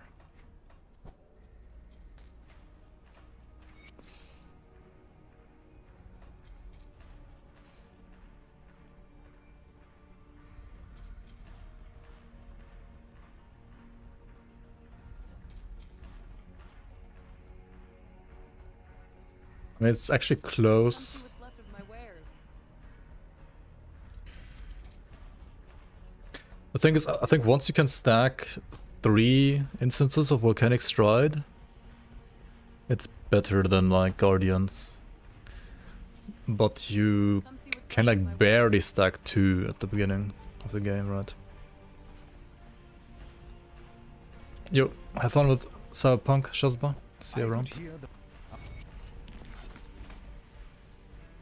We go here, right, like just for the first quest, because we wanna like get a movement augment. I'll give you a good price on what I've got left. See you around. Which one do we want even? The weeping much Honestly, pick whichever you wanna play. I'll give you a good price on what I'm I've gonna got left. play Rift Tear this time.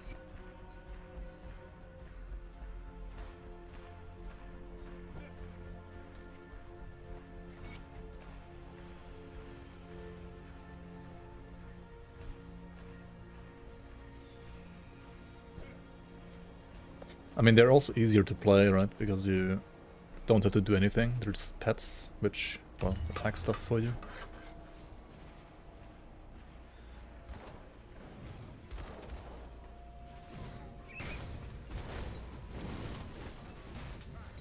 Like, it's literally even more walking simulator than, like, using Virus Might for damage.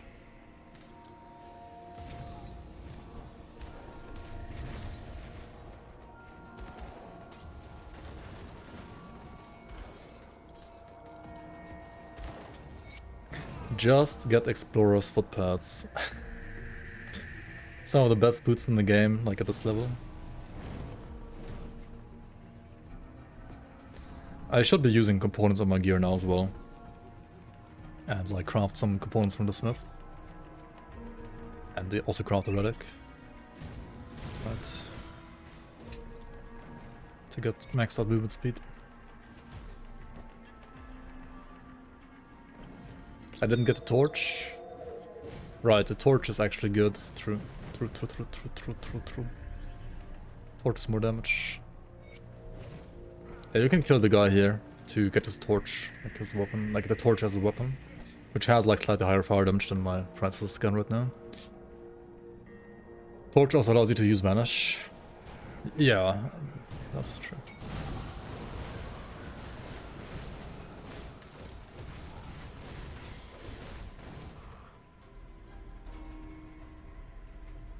I mean, this is also better. This is up the element suffix.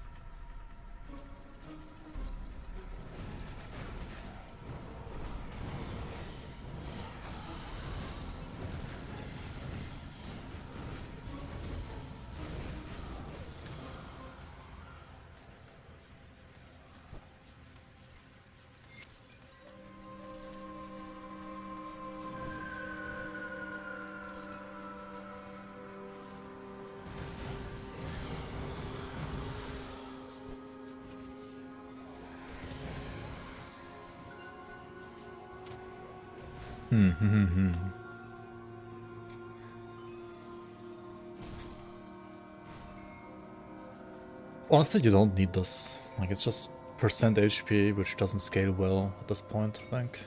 You just push for the last skill, like Celestial Presence, and the exclusive. You can play Divine Mandate Fireball.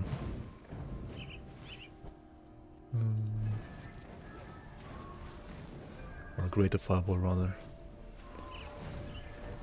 Yeah, I think like in general, like early game, Oathkeeper MIs are lacking in general.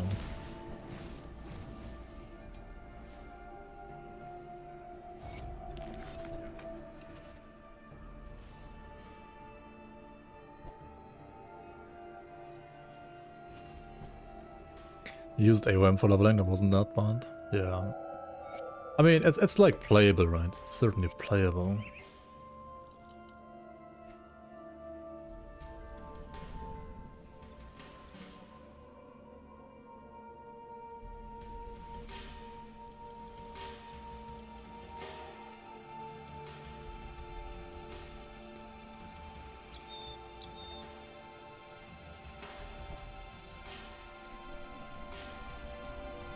Chambers is just too good, right? Early game. Yeah.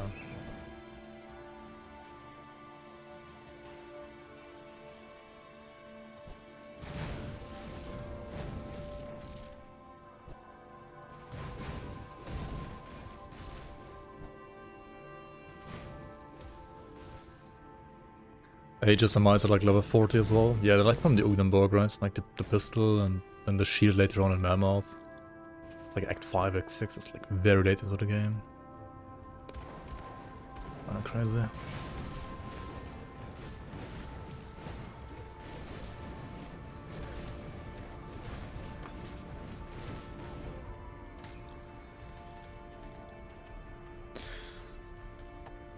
I mean, there are no Glover mice either. The reason being... I've been expecting you. They didn't want to do mice for every single slot, because they wanted to have like some slots where you have to gear in different ways. Chubby Scoots, thanks for the tier 1, appreciate it. Thank you so much for the support, welcome in.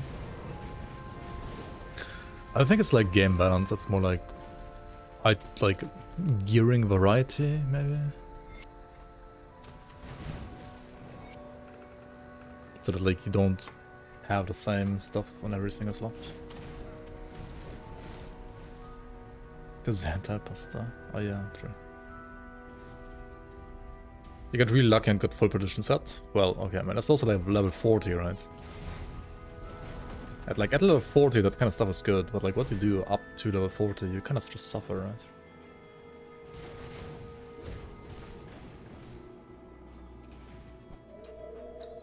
Yeah, for example, like Stone Plate Greaves wouldn't be like a thing to craft for if like MIs would exist for like boots, I guess. I mean, MIs exist for pants and like you can craft pants sometimes with stone.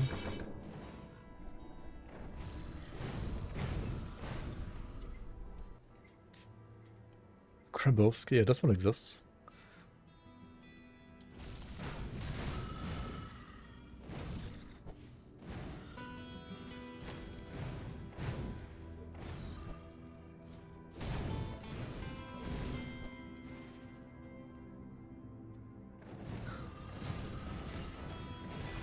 Anyway, we are approaching the first boss that can drop what we want to play for iteration, right?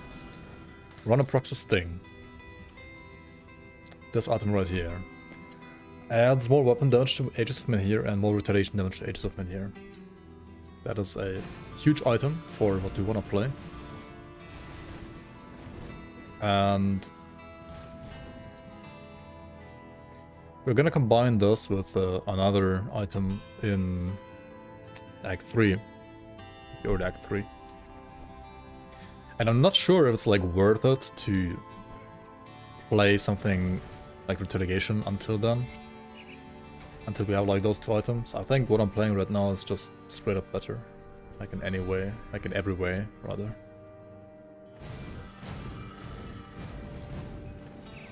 Ravna Claw? Yeah, Ravna Claw.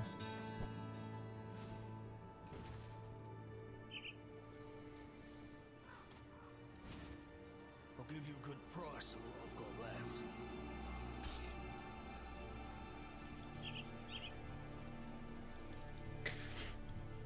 Did I say shield? Or what did I say? And there's a shield as well that shield can drop. But claw is what we need.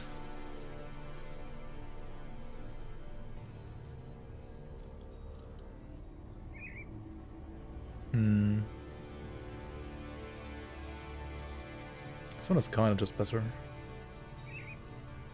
And this one has also more damage and the same casting speed.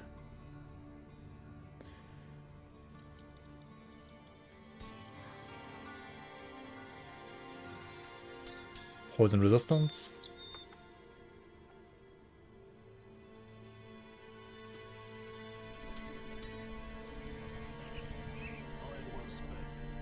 Okay, I'm gonna go back and fix some resistances with my crafted components. Or, well, my armor absorption as well. Got any more scrap metal? Scale tide. Actually, should also do a equilibrium. It's like the only good relic early on, honestly. Like everything else is just not that great. Oh well, so there are some other like playable options, but they're not that great. Let us put a enchanted flint and the weapon now. And then we're gonna use corpse dust on the ring for vitality resistances. We're gonna put the ward stone back here for the movement speed, maybe. Actually, maybe not. Don't get killed out there.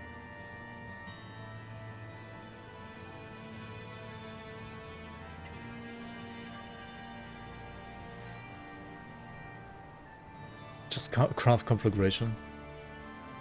Yeah, once you get conflag, you have like another like fireball, like fire beam instead.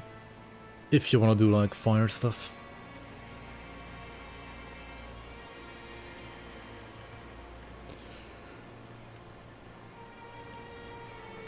If you wanna do retaliation stuff though, like what's actually a good pick here? Obviously, Rat would be great.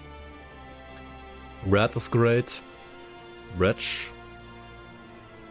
Rat and the Wretch. Messenger of War. Murmur.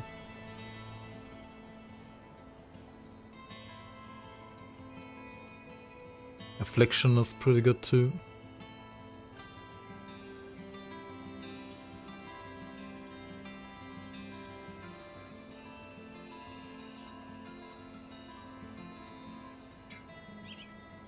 A Messenger is still great. Fire retaliation early is like... There is not a single tier 1, right, for fire retal. There's Phoenix, there's like Messenger, I guess, but... There's no Rat or Wretch or like Scorpion, Scarab, I mean. Even Lightning has like Wraith. It's funny. Okay. We can get like 6 blues from like Wretch and Scarab and 4 red from Rat. But we need purples. We need 3 purple for those and 4 purple for those. I mean, it has 1 purple itself, so it's like 1 at Crossroads. And then it's gotta be... Like, no shot to play Wolverine earlier. Like, Wolverine is so bad. It can be, I guess, maybe playable for certain pet builds. And maybe some retaliation builds as well. But early it just doesn't do that much, I think. So I guess we pick Wraith for the purples. But then we don't have enough green, right? Actually we do with Rat. But we need more green. No, we need more green for Murmur anyway.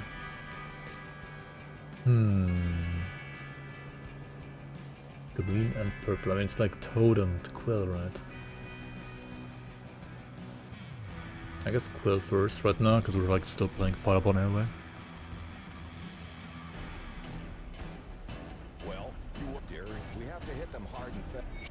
Hit them hard and fast.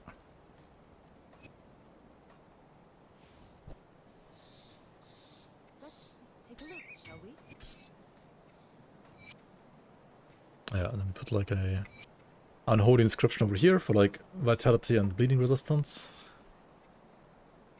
And right, I'm gonna put one scaled hide here.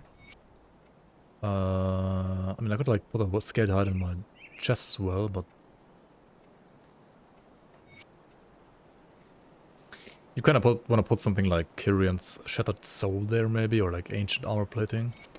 And I did forget to go to. Wait, no, flooded, not flooded passage, Foggy Bank.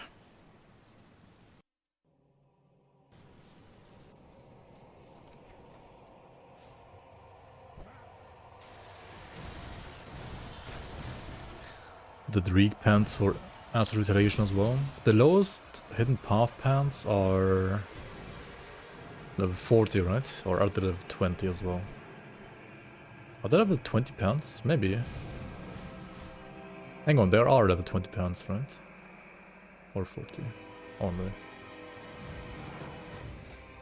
It's a good idea, actually. Okay, got some shoulders here.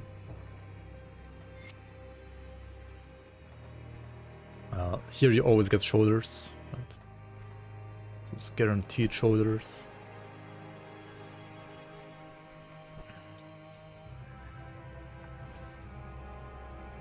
Level 30.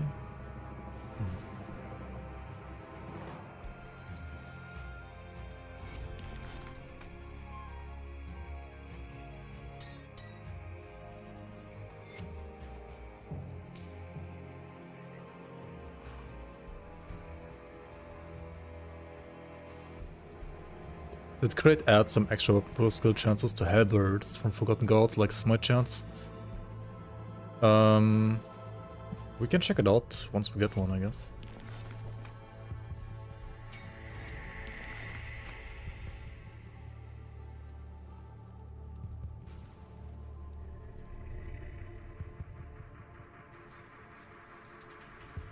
Could be decent leveling option for early game. Keep your weapon. I guess so, yeah.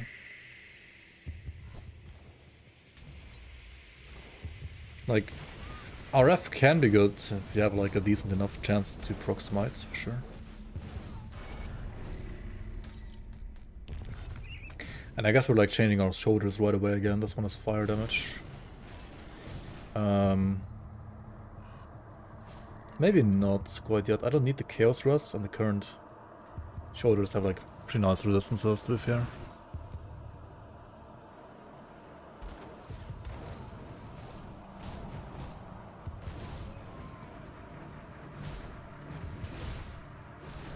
Yeah, 100%. Like, increased weapon pool skill chance is absolutely nuts.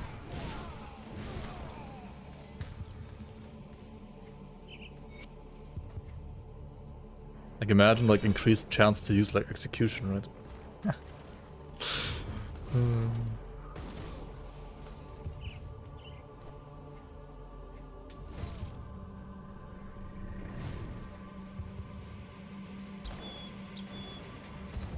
Do I kill myself in the pit? Yeah, I kill myself quite often actually in game.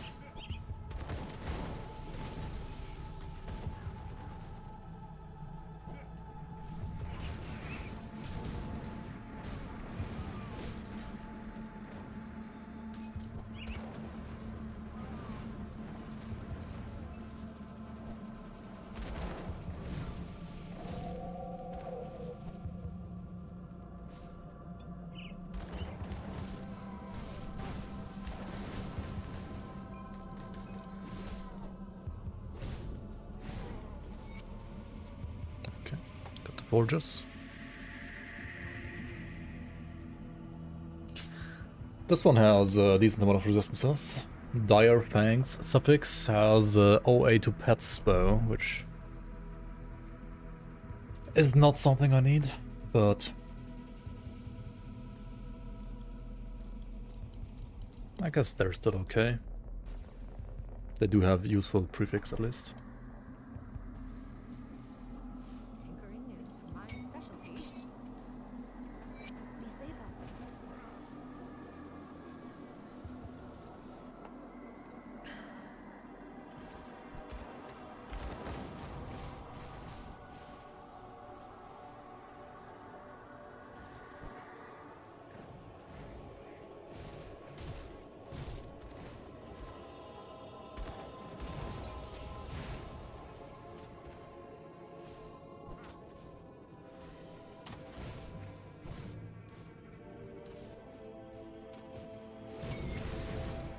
I guess there is not a single item that has like total damage modified to weapon pull skills, so higher chance to use them is more or less that.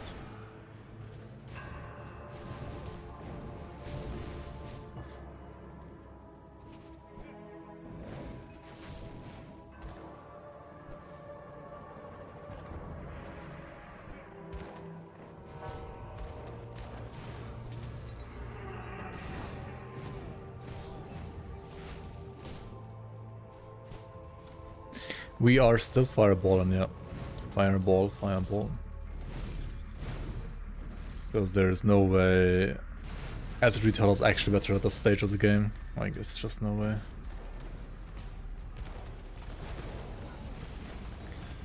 Like, I tried looking into it and I mean, it's just no way. I kind of wanted to try today, but I mean, Act 1 is absolute dog shit, right? I think. And after getting Ravna's amulet, I think it's, I mean, Ronaprox's amulet rather, it's probably like okay, but still way slower than something like this.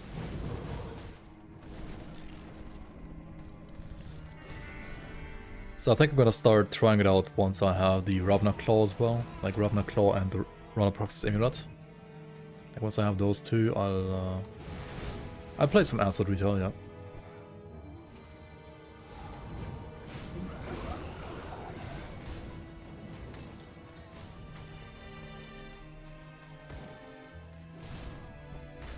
Role-playing RPG.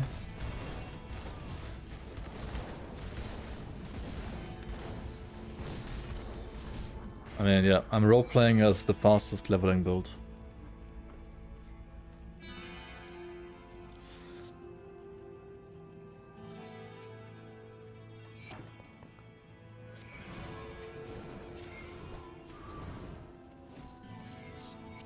I'm role-playing as a zoomer, I guess, right?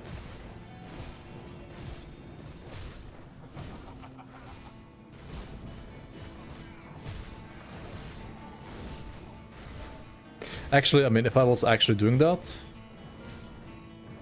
you would not pick Oathkeeper, you would just play another class.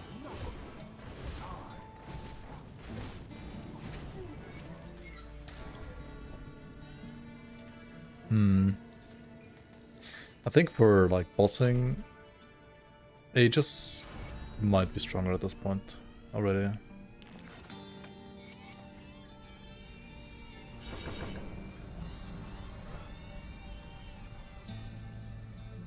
Roleplay Middle Age Crisis and go on Acid.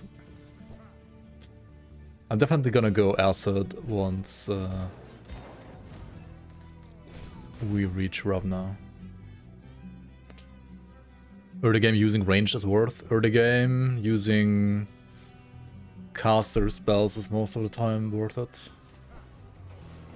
Like, the way Grim Dawn scaling works, caster spells are probably always gonna be like OP early game.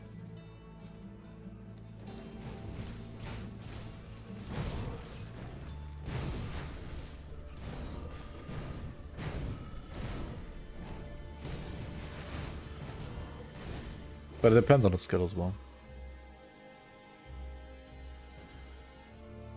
Basically like skills that have little dependency on weapon damage, but high base damage.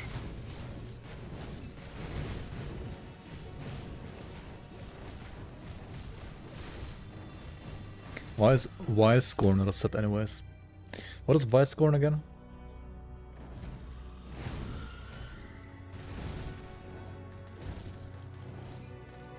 Oh, 2-piece Explorer, nice. As retail boots. Oh, right, those like green and blue looking boots, right? Yeah, it could have been a set, it's true. Like gloves, pants, boots, right? Looks like they belong together, like a set, but they are no set. I don't know. Which build is better for like a shotgun build? Promise Strike, Elementalist, or Druid? Like ranged Promise Strike. Druid, Elementalist. Honestly, Druid used to be better in the past. I think now they're like about equal. For damage, Elementalist is probably a bit better now. I think Druid is just so nice with like the Arcanist like stuff. But if you don't like Arcanist and you don't know what to do with like Nullification, for example, then probably just play Elementalist instead. Or maybe even Vindicator now.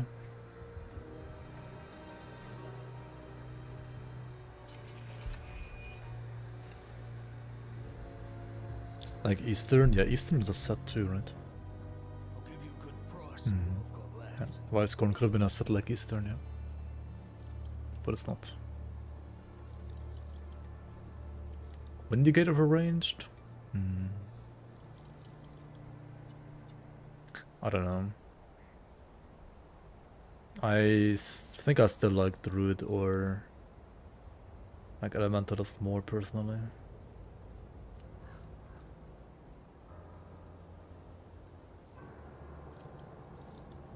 But yeah, Vindicator is a solid choice as well. Don't sell those, what am I doing? What am I doing?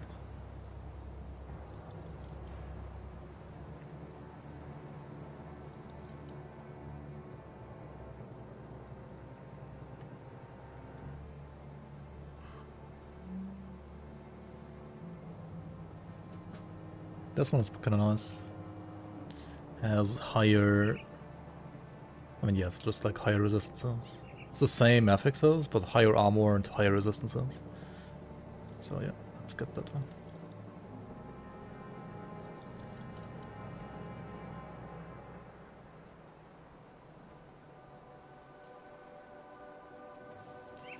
Stonehide instead of Rampage is additional PS resistance, kind of. But that's another upgrade. Another item to pick for sure. Tempest would be like elemental damage, but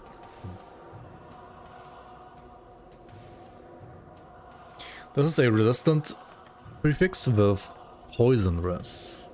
That's kind of nice. Wait, how is this one of Scorching?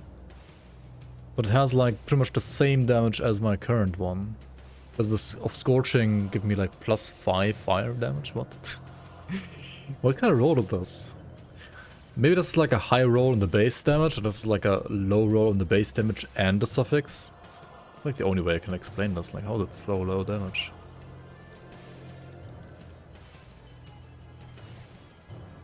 Best build and best skill for a newbie.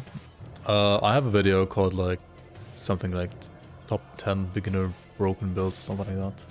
Like if you go to YouTube, put in Grim Dawn beginner, or just Grim Dawn build, I think. You get like this entire thing, which has the one video with like where I showcase like 10 great beginner builds. There are more great beginner builds, honestly, but those are, I think, like really good. The video is like from 1 year ago, but honestly the game hasn't changed that much since last year yet, like since that 1.2 patch at least. It's gonna change a lot more, like again, once like Fangs of Asterkarn is out, but until then I think this video is gonna be relevant.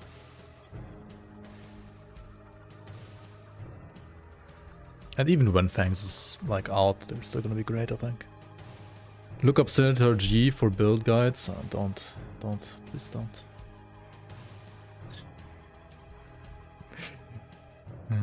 Max out savagery, nothing else in Shaman, yeah, holy shit, dude. Ay.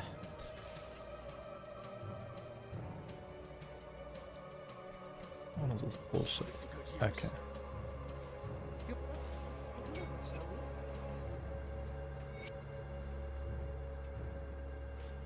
If you're like somehow lacking movement speed after putting down like ward stones, getting pants and boots with movement speed, and getting like the jackal total speed. If you're still lacking movement speed, you can like put Marked Traveler of course here, but I don't know. I feel like the best part about this item is gonna be the slow resistance like later on. I feel like it kind of fell off a bit.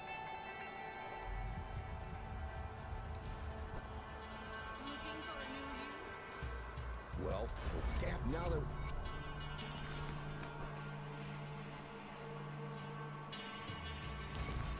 You're welcome.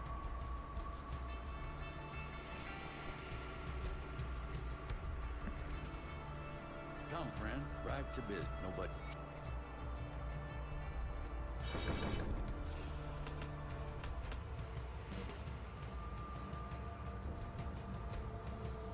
For attributes, you kinda wanna... Okay, here's the thing, right? If you're playing fire damage, or like right now, you wanna play like physique and spirit, right? You don't really want cunning, because it doesn't scale fire damage. It does give you offensive ability, but otherwise it doesn't do that much. You need cunning if you like play guns, which usually... I mean, you can do that on Oathkeeper as well, actually. If you're playing retaliation, you kinda only want to put all points in physique.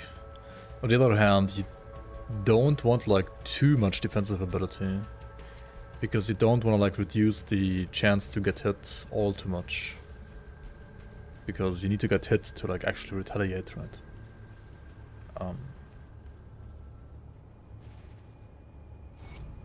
So, like, Demolitionist last time wants all, like, attribute points, and Oathkeeper wants none of them, I guess. I mean, you could say, but it's not, like, neither of those are really true, to be fair.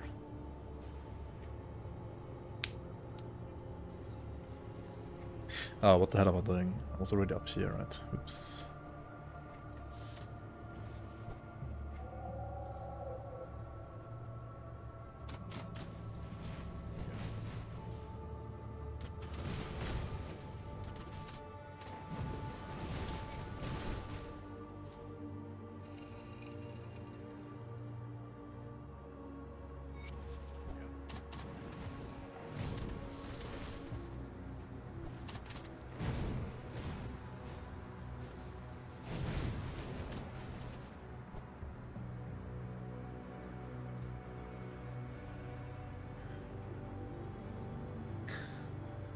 I saw a totem and skipped the totem, what the hell?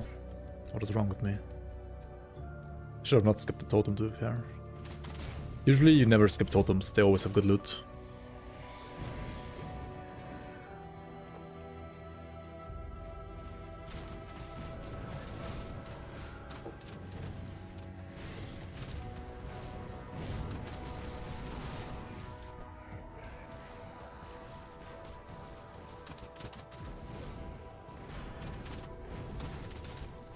The strongest fireball build might be this one, at level 24 at least.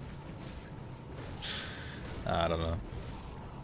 I mean, Demo was better for fireball, I think. Demolitionist is even stronger for fireball. But once we get like these two, this might be pretty good too.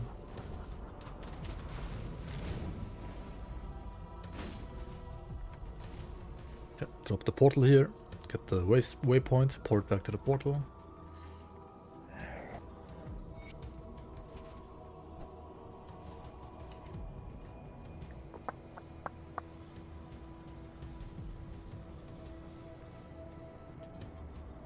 Has anybody like tried making like an endgame fireball build? Like I guess you could do like Stormfire, right? And many casters do use Stormfire endgame. If they're like cooldown based, and well, use other skills for cooldown, then like spam Fireball or like Stormfire instead in between. Like, yeah, cocktail builds, for example.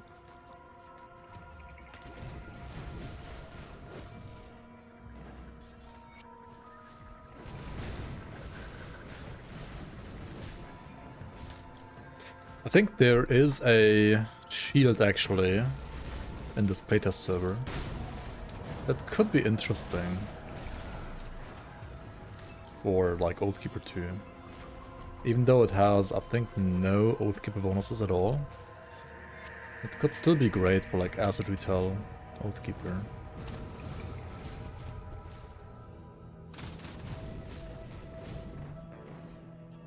Is there a build using the Final Rape and the Relic? The Conflagration Relic beam is great for leveling between like level 35 and 100. Or like between 35 and like 80 to 90, I would say. For actual endgame, it's not quite good enough, I would say.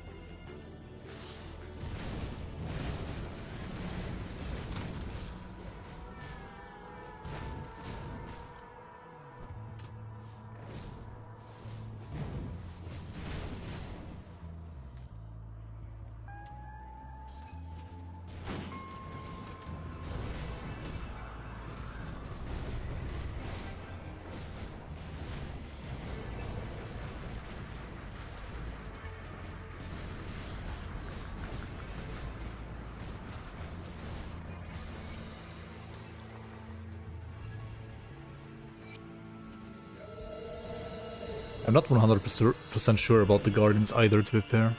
Like, they are really, really good, and obviously you can, like, use them while fireballing. And, okay, like, they are the best thing you can do right now, I think. But compared to, like, Virus Smite stacking, once you can actually stack it with the offhand, like, once you have the items for Virus Smite.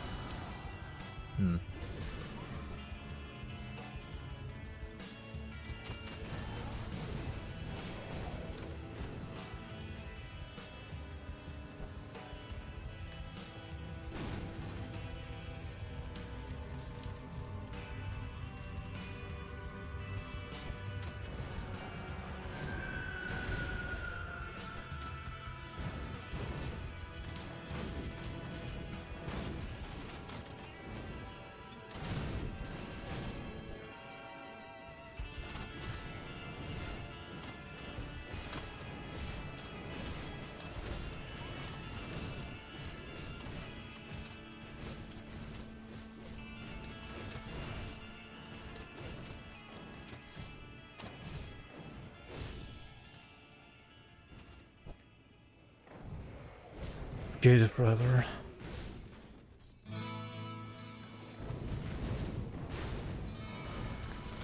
It's rough, right? Gator's still so good, I think.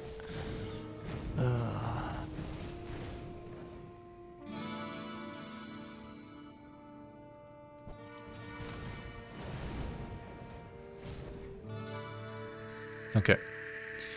Let's drop some points into these skills here.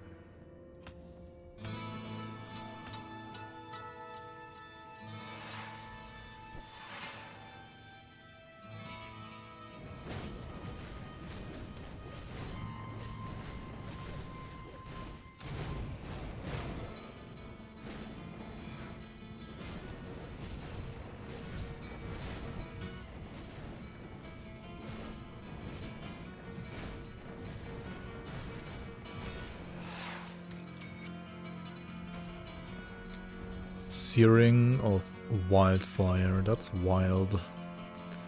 Alright, yeah, that's a damage upgrade for sure, once again.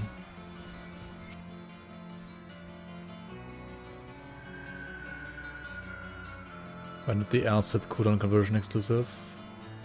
We're gonna play that eventually, yeah, but not quite yet. Because right now I'm still doing like fire damage, right? We're gonna respec the asset.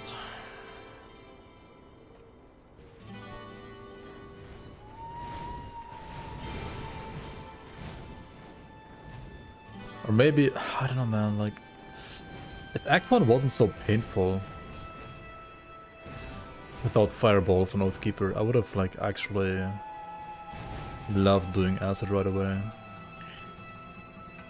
Maybe you can, like, somehow force it by, like, picking acid retaliation devotions right away, like Rat, for example, or Wretch. Huh. I wonder.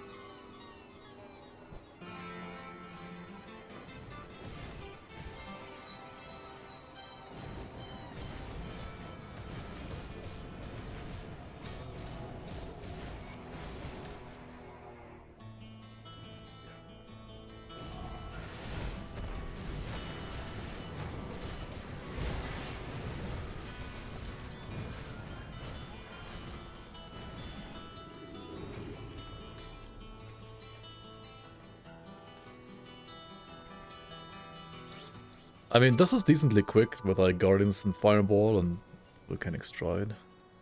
Come see what's left of my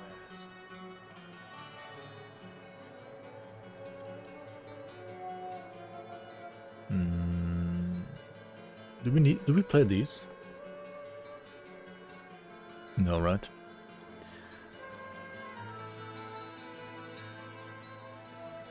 Do I play Crony Ring? Pierce and Chaos Res.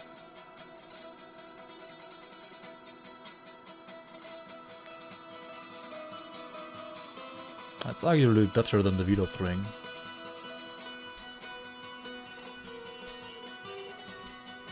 But Veloth Ring has like 400 HP right now.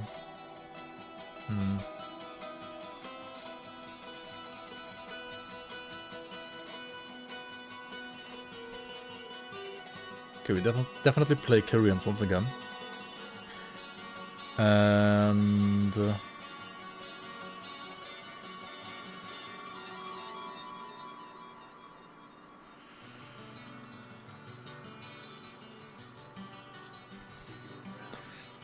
we got points for crushing Verdict from the shoulders. And we got points to Ascension from the boots. I should like 1 point Ascension.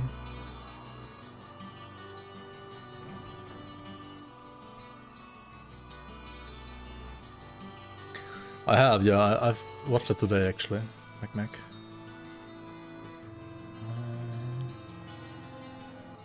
Yeah. I think most of the things looks pretty cool, like pretty nice. I personally am not a fan of the like mastery resetting or the skip to the final boss in the dungeons. I mean, but I can see like why both of them are. Also, well, I guess skip to the boss and dungeons is good in the current state of the game because the dungeons are not that interesting compared to Grim Dawn dungeons in my opinion. I mean, I would have wished for them to seek out another like solution, like just making dungeons actually feel good, for example. But it's not gonna happen, I guess. So you just skip them instead.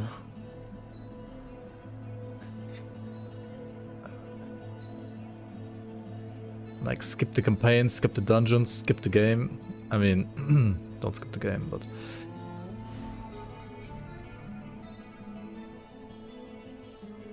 I really like the champions, right? Skipped it like the champions.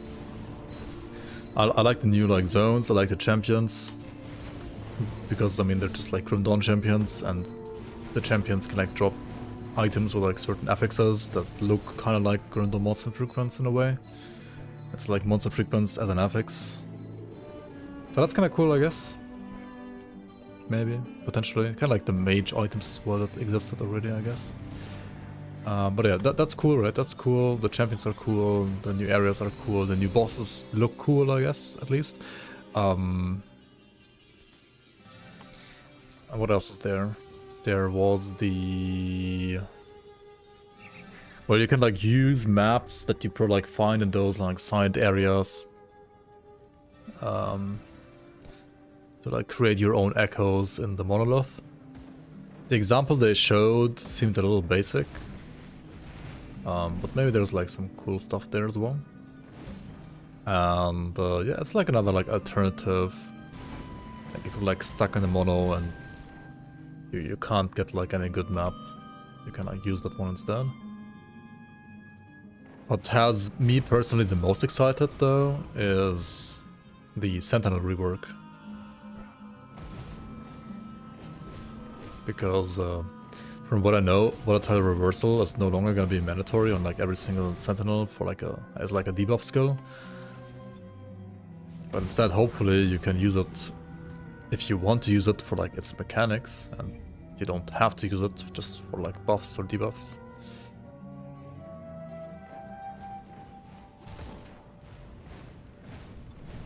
So I'll play a Sentinel for sure. Maybe like a rogue with a new skill as well at some point.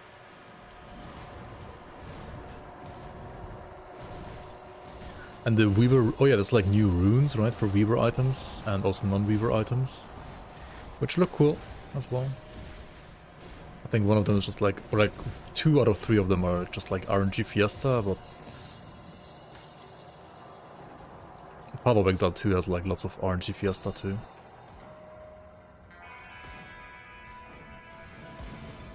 Man, it's a pain in LA. I don't know. It might be a pain, but I just think it's more fun than anything. I don't know. I'm just melee enjoyer in most ARPGs. In Grim Dawn I also enjoy casters quite a bit. In LA too, but... Oh yeah, finally I think an offhand upgrade. We can use this for Judgment now. Is Judgment like a good leveling skill now? Maybe it is, actually. I think they buffed that too. Okay, let's see here. What if...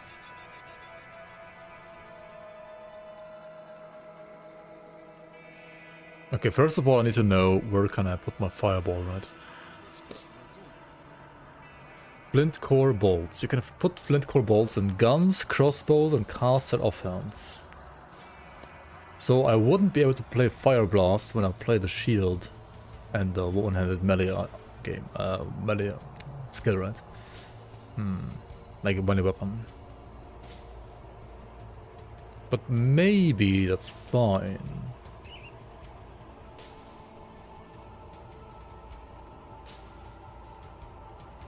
There is no loot in last Epoch. I think there's plenty of loot in Ellie. Yo, Senior Snake, hello. I come here to thank you for the munitions tutorial. I really like to build launching grenades, cocktails and mines. Finished the campaign yesterday. Glad you enjoy it. Appreciate it. Obrigado.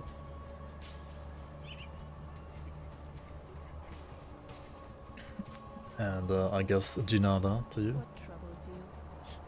Anyway, let's put this here. Let's get... Can we get like 10%, like 5% XP real quick? Yeah, we could get it here, right? We hand in the quest to Minova.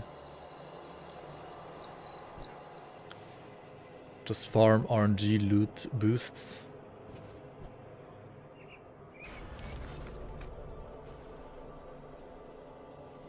What do you mean exactly?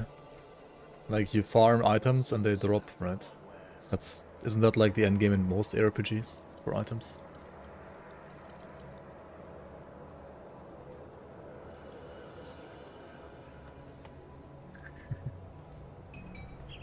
Got any more scrap metal? Ah, fuck, not this one. This one. How can you get more away on a tactician? First of all, try to get all the OA you can get in the class. Like either Auto Runs Rage exclusive or of Conviction exclusive. And then you have some temporary OA on Deadly Aim, but this is usually never worth it to put more than 4 points into. And then Soldier has OA on Field Command as well, right? Like Field Command, and then, yeah, like those things. And you're probably playing physical or pierce damage on Tactician, so putting points in Cunning is really good, because it scales your physical and pierce damage, and also gives you offensive ability. Other than that, of course, also like Devotions and Gear, but that is gonna be obviously more gear dependent. I sense turmoil within you. Do I want to give Judgment a proper try? Let's give it a proper try. Let's put Guardians down to 1 point. Stay strong. Safe journey. And try Judgment. This converts all Fist to Fire to Judgment, gives you better cooldown, and a Crushing Verdict Let me clear your mind. doesn't really do much, but it's like worth a 1 pointer, I guess. Max out the base skill and like put points in House of Ra. Let me clear And I wanted to like put 1 point here actually in Ascension too.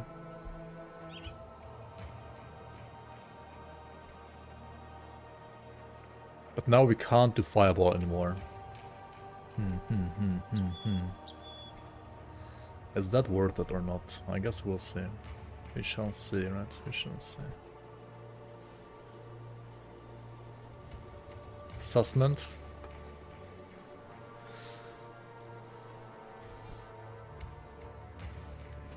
Well, if it isn't, I came upon these refugees.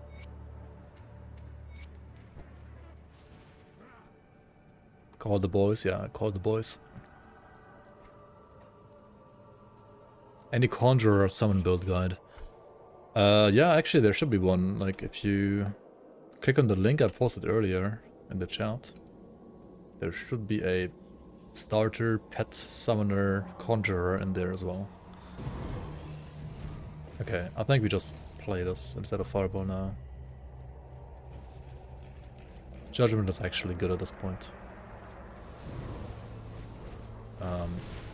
Not for single target though. Or is it?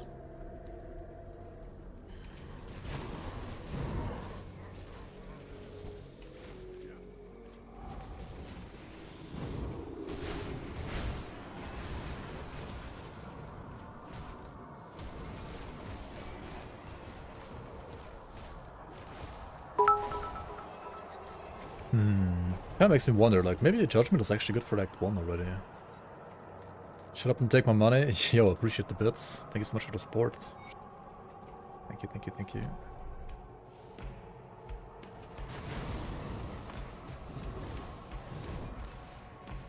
Why do I feel squishy right now in this very moment? Because of like vitality and answer resistance, I guess, being kinda low. Maybe. Oops, don't take your pants off.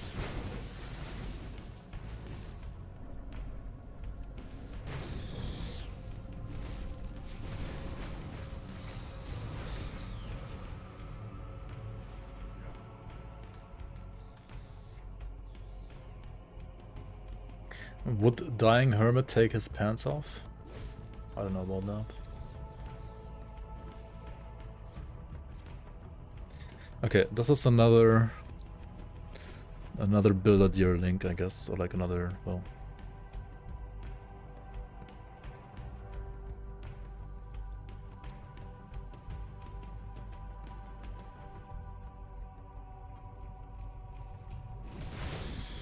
It's just like what I'm playing right now, right? Like Flash Warp Defender is honestly like the second you get it, like if you get it right away, like I did, it is really fucking good, but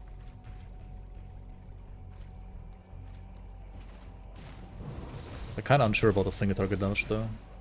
Because you can't play Fireball with this. Which is kind of unfortunate. Where's the body? Okay.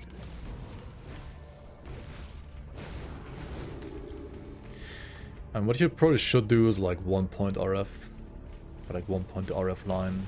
Just like spam RF in between.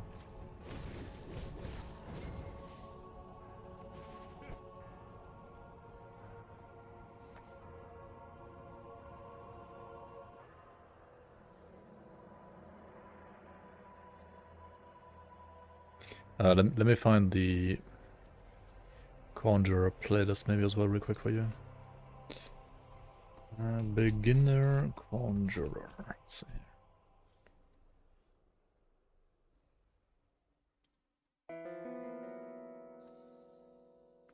Was it bleeding? Or like bleed fizz? There's multiple ways you can play like Conjurer pets, to be fair.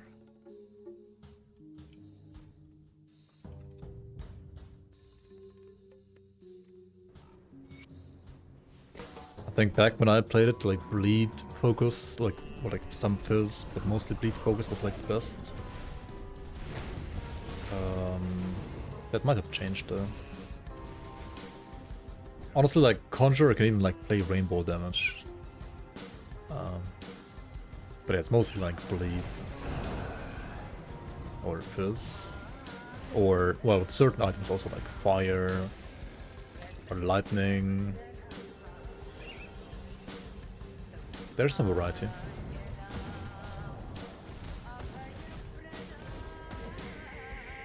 And I guess getting this offhand isn't that hard.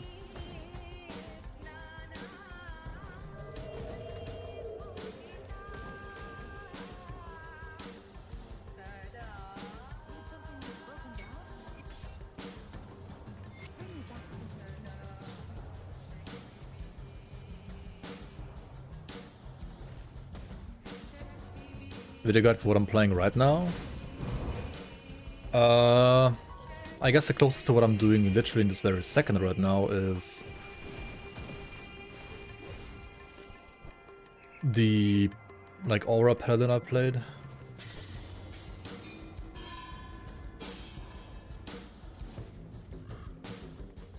Right, let me check real quick.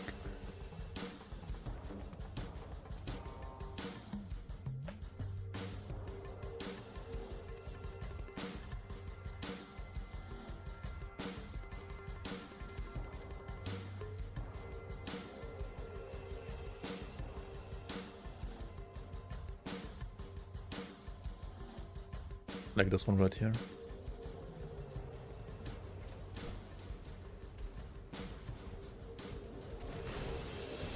It's a slightly older run, but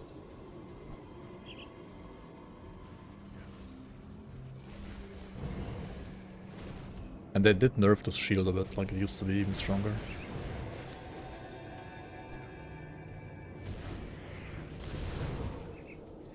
To be fair, I think it's, at least for leveling, like still totally fine.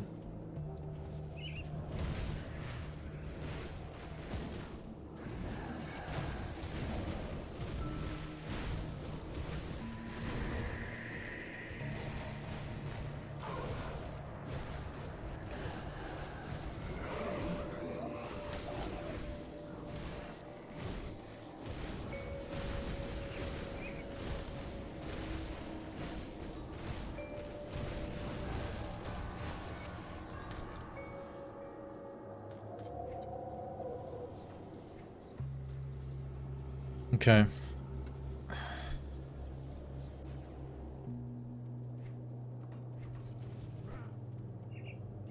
To be fair, you should play this with like 1 pointers and RF skill as well.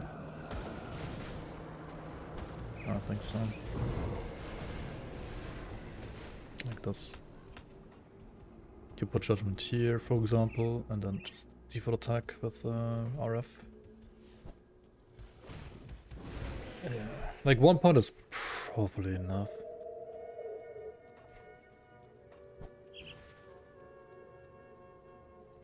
Should use a filter. What kind of filter?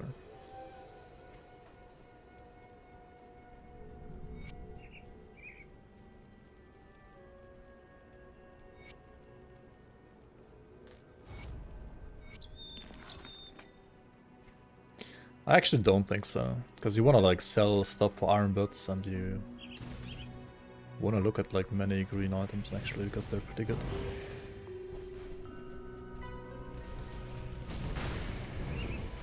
The problem with Grim Dawn's filter is, in my opinion, this left part is good. Like if you know which weapons you want to play already, you can play around with like taking out some points here, right? This one is just kind of stupid because it's all armor. My god. And once you start like putting stuff here, you start seeing, like you start no longer seeing some stuff that might be useful for you actually, I think. So I don't know, I think this right part of the loot filter should be reworked. Like it needs to be kind of like last Epoch loot filter to be actually like good. The left part is fine, but the right part I think is just terrible in Grim Dawn. So ultimately I think the loot filter is not that great in this game, and thus you kind of have to like look at many items. Or just like sell many items, which is not bad either because you want some iron bits. We're going up here, right? Yeah. No? Up here.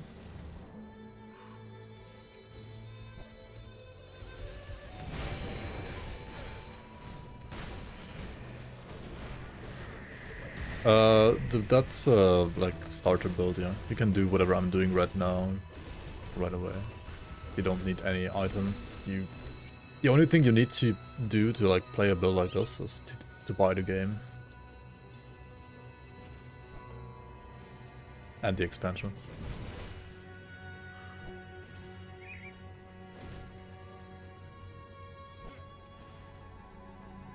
Like buy the full package of the game, right? That's like the only prerequisite.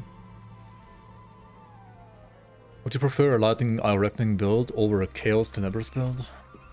At the moment?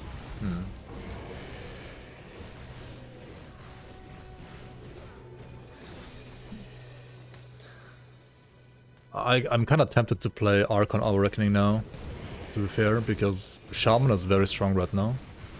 And also, well, Wind Devils are permanent now. Right, you don't have to resummon them.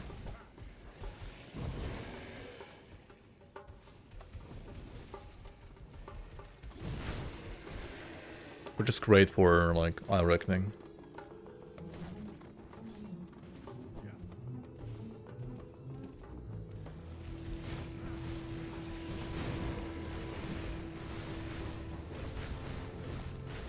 They reduce the sound of that, like, a lot.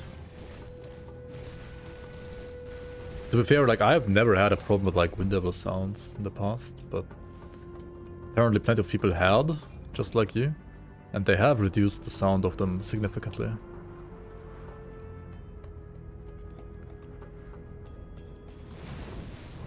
Like in the last patch.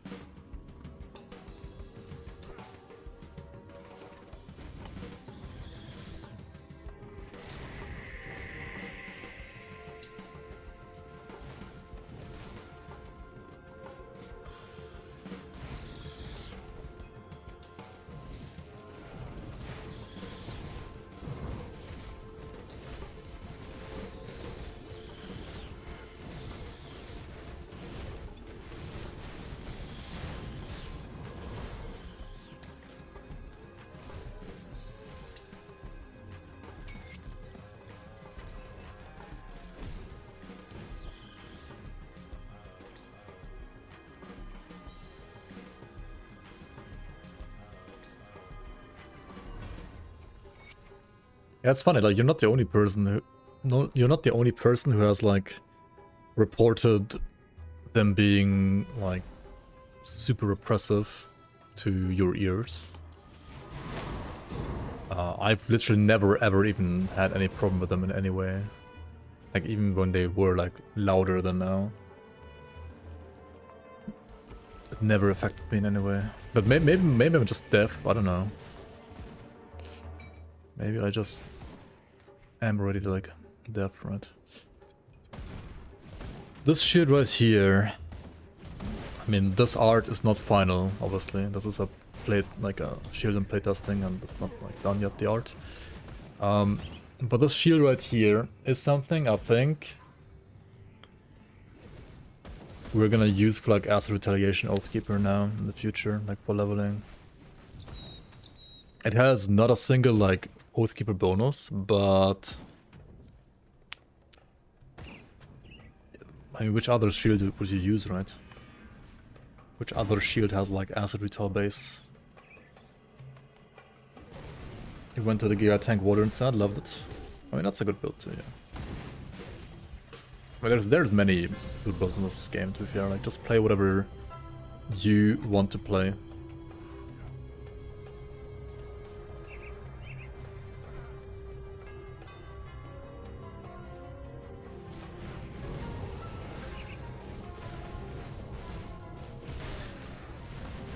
I'm not 100% sure what to do right now, because I really like leaned so heavily into like fire damage right now, into like this kind of stuff. So maybe I'll just use this run to instead check out how good like non-wired smite, like non-skater fire damage Oathkeeper just feels in general. And we do another build for acid actually.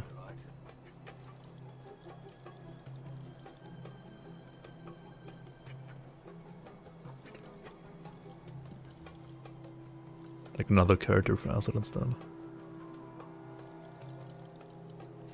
And maybe we go like full acid, right? And start the game in Act 1 with like poison bomb and stuff like that. I think it will be more thematic.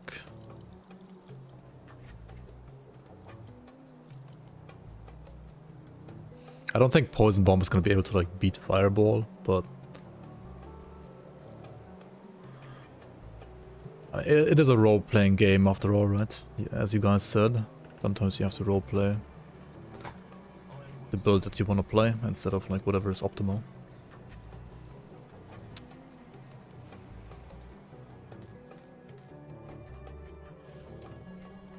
So I might like change the title of the playthrough actually, which is kind of scuffed now because I started the video like talking about how this is gonna be like acid retaliation and stuff like that, but maybe not. Just kidding, lol.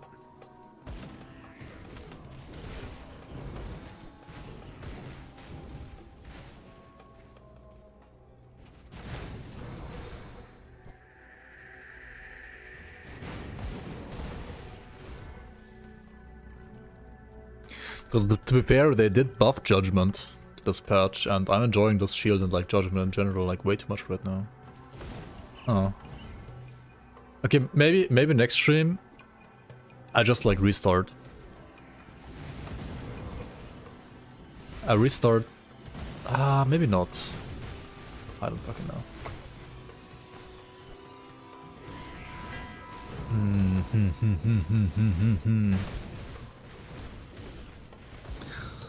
Like I was also like thinking about like restarting what I'm doing right now, but like putting more points into Judgment earlier. But I don't think like that's even that good, right? Like Judgment kinda wants this shield. I think pre this shield, simply using Fireball as we did and like maxing out Guardians is just also better than like getting Judgment. Judgment is really nice now. Like level like 25-ish once you get the shield. Before that, it's just not right.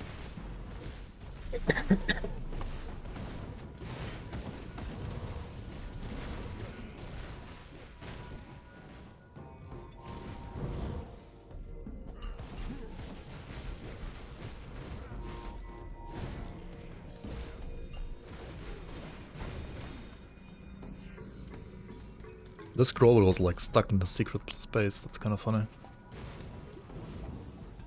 Kind of like showed the way.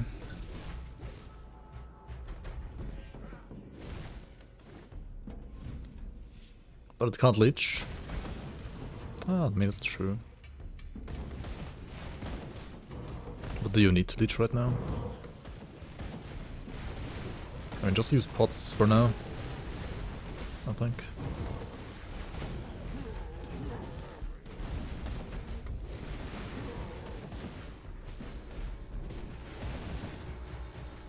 Or like get Behemoth Devotion for like a heal and regen.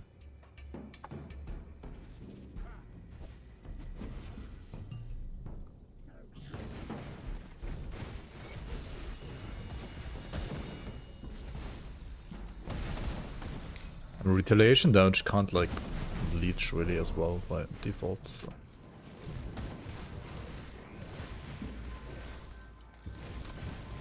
You can make it leech, and you can you make judgment leech? Is there like leech for judgment on some item? I don't think so. Or if so, not for fire damage at least. There might be for like chaos or maybe vitality. Would be more fitting for those damage types.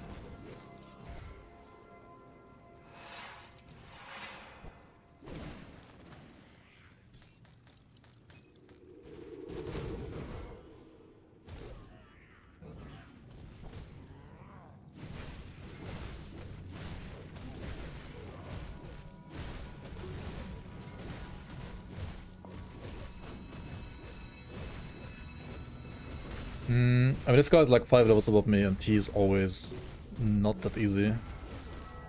Or like, not that squishy, he's kinda tanky at this point. But I do take no damage. I guess because of the boots and like the 1 point in Ascension. But also it seems like he's not like using that many skills, I don't know, maybe he's like buggy right now for test server. Might be true, I don't know. Feels a bit weird. Feels easier than it should be.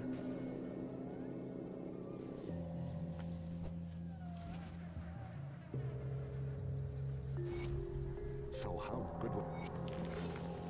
Okay, because it's already like so late, right? I think we're gonna get to like Amalgamation and Ravna. So I do have the gear for Acid Retaliation. Let's sell the Broadthorn Shield, although. These are trying times. Maybe I just like clone the character at that point and then continue with I wasn't sure fire you'd make it. I wish I'm going to... in one instance and like continue with acid in another instance I'll skip you were joking. The Legion is split to like on make two it fronts. more efficient for guide creation. Maybe, not sure.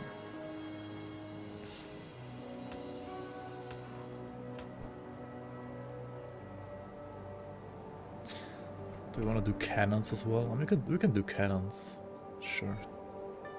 Later, maybe.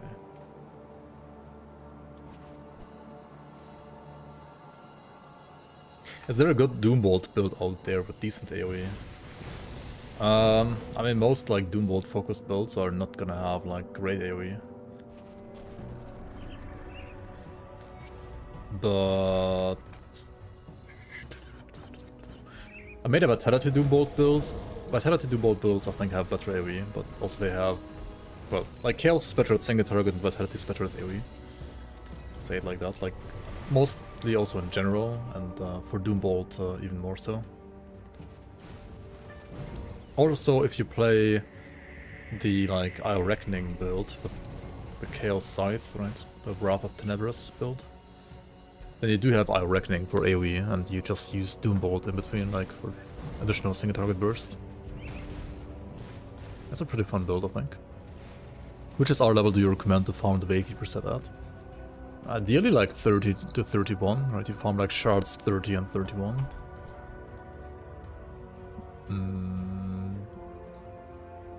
I think you have like a decent chance starting at like 25-ish. Something like that, or What's the checkpoint actually? Like 26? 24? I think 24 is like... Well, it might be like worth farming him. Like farming for the Oathkeeper set rather. Like what's 24 times 2.5? That's like...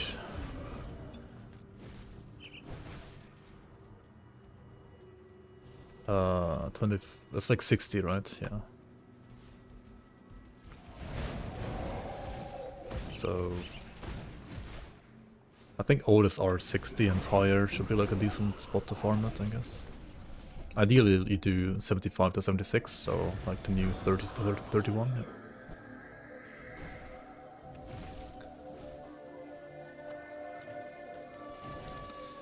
You can reduce chaos resistance with Doomball as well. I mean, you can use that as a replacement for Raise the Dead, or yeah, pretty much only Raise the Dead.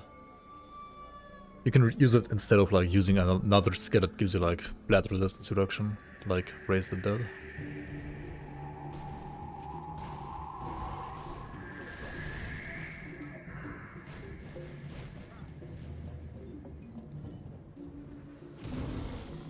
Like the Oathkeeper Ember Guard? No, not Ember Guard, what's it called? Oathkeeper, Gore Drinker, and the Fire set. Those three do have like significantly higher chance to drop on like high shards of the Shadowrun. Ember Calling, yeah, thank you. Ember's Calling set.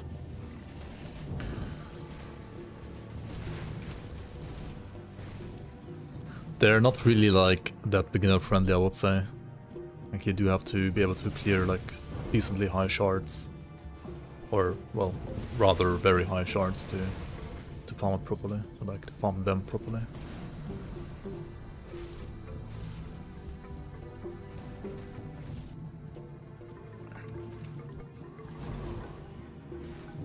Yeah, all three like drop at the same like level. Like Oathkeeper, Ember's Calling, and Gore Drinker are kind of like brothers and sisters.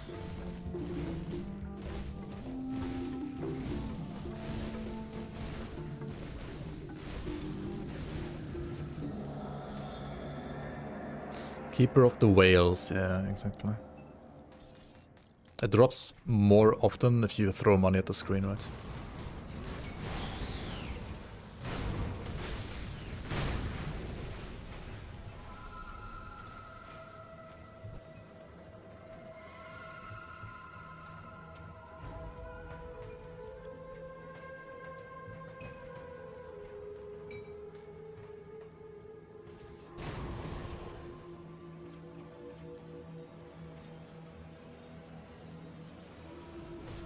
Yeah, SR60 is now SR24, right? At SR24 and higher you can buy the entire Shattered Realm set.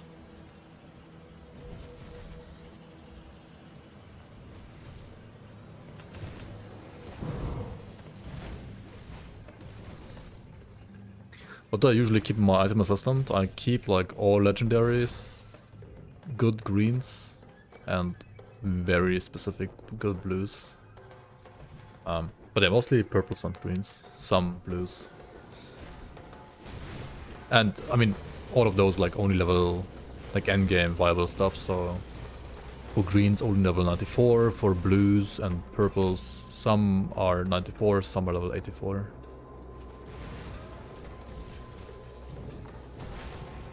It was divided by 2.5. So it's actually like the same as in the league. But still like 2 shards. Like 1 shard in the league is now the same as like 2 shards in the base game, right?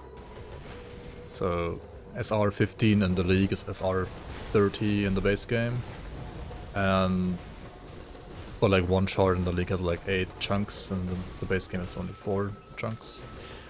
But to be fair, I'm kind of thinking about just reverting that to be like the same as in the base game now. Because, well, the closer the league is to the base game and stuff like that, I think the better. Yes, R30 is the new sweet spot. 30 to 31 is what you wanna do. Yo, Fitz, hello, hello. Find it hard to play without rainbow mod, you really adapt to the multitude of item coloring. Yeah, I mean, if you're new to the game, right, and you have a hard time telling apart this item from this item, for example, because they're both green, then yeah, do get the rainbow filter mod. Makes it a lot easier to understand the power and value of different green items.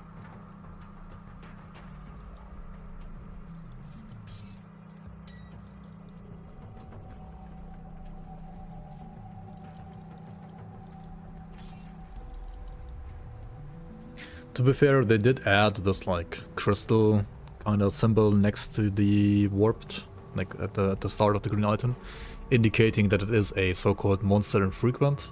So like this item is in general a like more valuable or like potentially stronger item than something like this would be.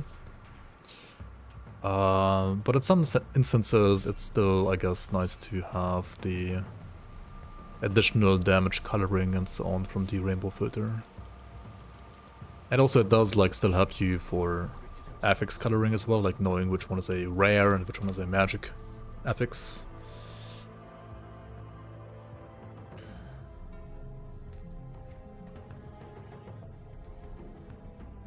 I'm gonna go for Crown next for now, because, well, if I would keep on playing like fire damage, that would be like the next thing to get, I guess, like Crown and obviously also Solar Switchblade.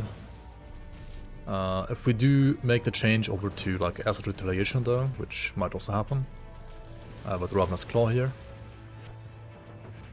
then we would obviously play like Acid stuff instead.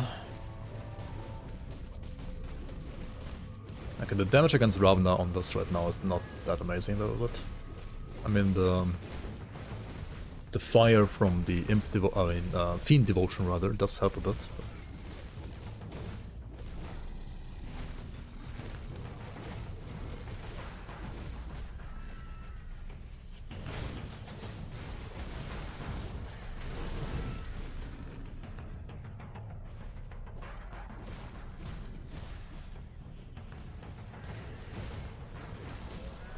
Maybe it would help to max out the Guardians themselves again for like single target damage. Like instead of the Heart of Wrath. Probably.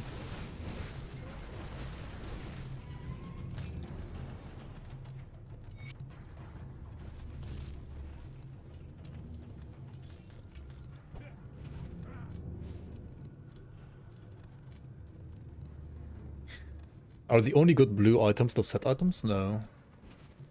Actually, most really good endgame blue items are not set items.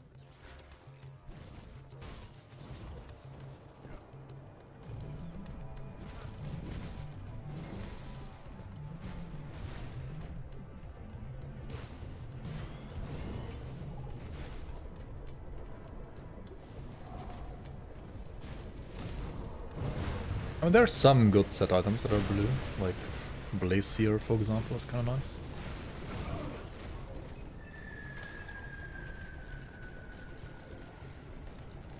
I would say most good blue items go into slots that do not ever have skill modifiers, right?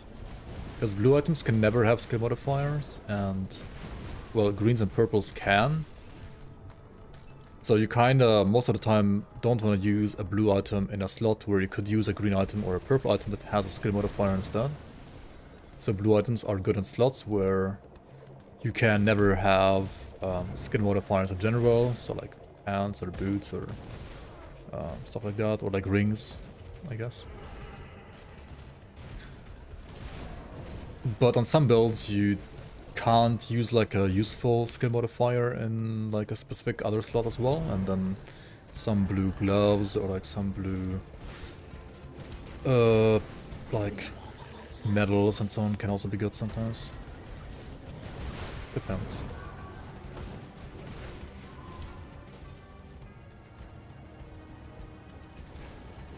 The answer is, as ever so often, depends, right? It depends.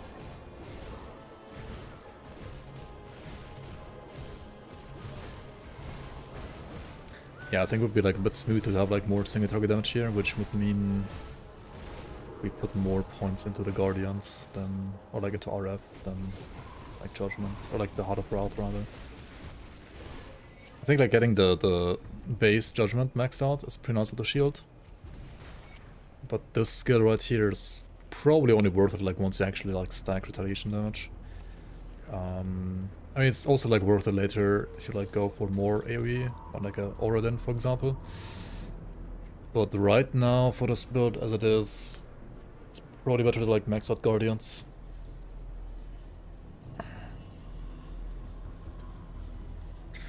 So maybe we do that first.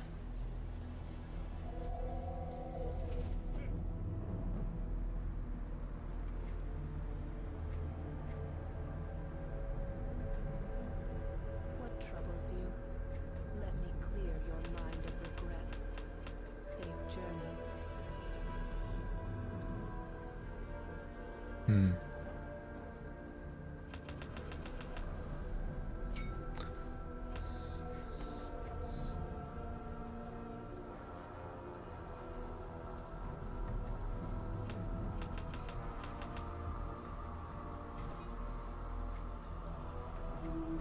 Okay, so we do have the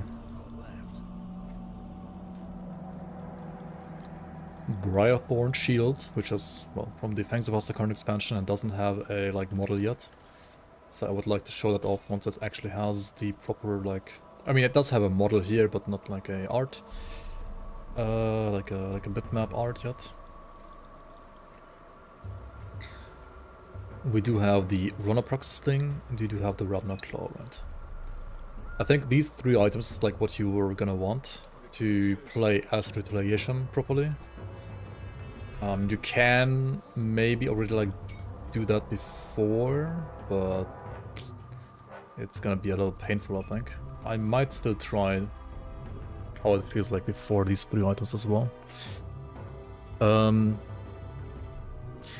yeah, I think I'm gonna already call it here and have this part of this Oathkeeper leveling be like kind of short, and then I'll put like make a copy of the character and then play like one for acid and one for fire, like one preceding what we're doing right now, and like one playing like these three items for acid, respecing accordingly. I did start kind of late today with streaming. I'm gonna stream once more this week for sure. Like right now in like March, I'm gonna be streaming 3 times a week at least, maybe even more, like depending on like what I feel like doing. I do want to work on the season as well. I do need to like do some stuff for university as well, and I do want to like get some more of this like leveling stuff going properly. So depending on like what I need to do, I'll like use my time accordingly. I mean, how do you play this then, right? You play like Aegis, obviously. You play RF. Right, you're gonna play Aegis. You're gonna play Judgment for AoE, but for like only 1 point here, 1 point here, and like 1 point here. Or like Retaliation AoE. And you're gonna like put points into RF, but it's like only gonna be like 1 point here, 1 point here, and then like multiple points into Retribution, right? And also like 1 point in Safeguard. The weapon pool skills, are they gonna be worth it? They're probably like better right now to pick than like for Acid actually. And you need to like put points into Rebuke. And you need to put points in Ascension. And for Acid, of course, you're gonna like put points in Power for 3 for like cooldown reduction and like fire to acid conversion to also like convert the fire retaliation damage from Ascension to Acid. And otherwise you're gonna get like retaliation damage mostly from like this kind of gear, right? I mean devotions rather. You can also get it from like more gear. I think I had like a blue pair of pants right now that I sold for like no reason, which would have been great. What the fuck did I do that?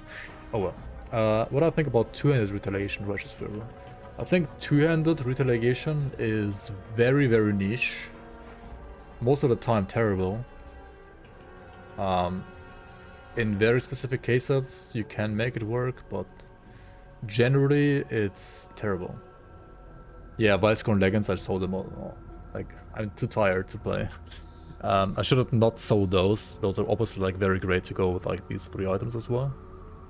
Vicecorn. Maybe we're gonna get some more, we'll see. But yeah, Vicecorn stuff or Perdition stuff is what you want to look for blue items. And then like the green items that I just showed, right? Yeah. And we're gonna respec for acid, of course, for fire. Maybe like slightly as well, actually. Anyway, I think we're gonna call it here. Thanks for watching. Sorry for the rather short stream today. But yeah, I'll be back this week on the weekend.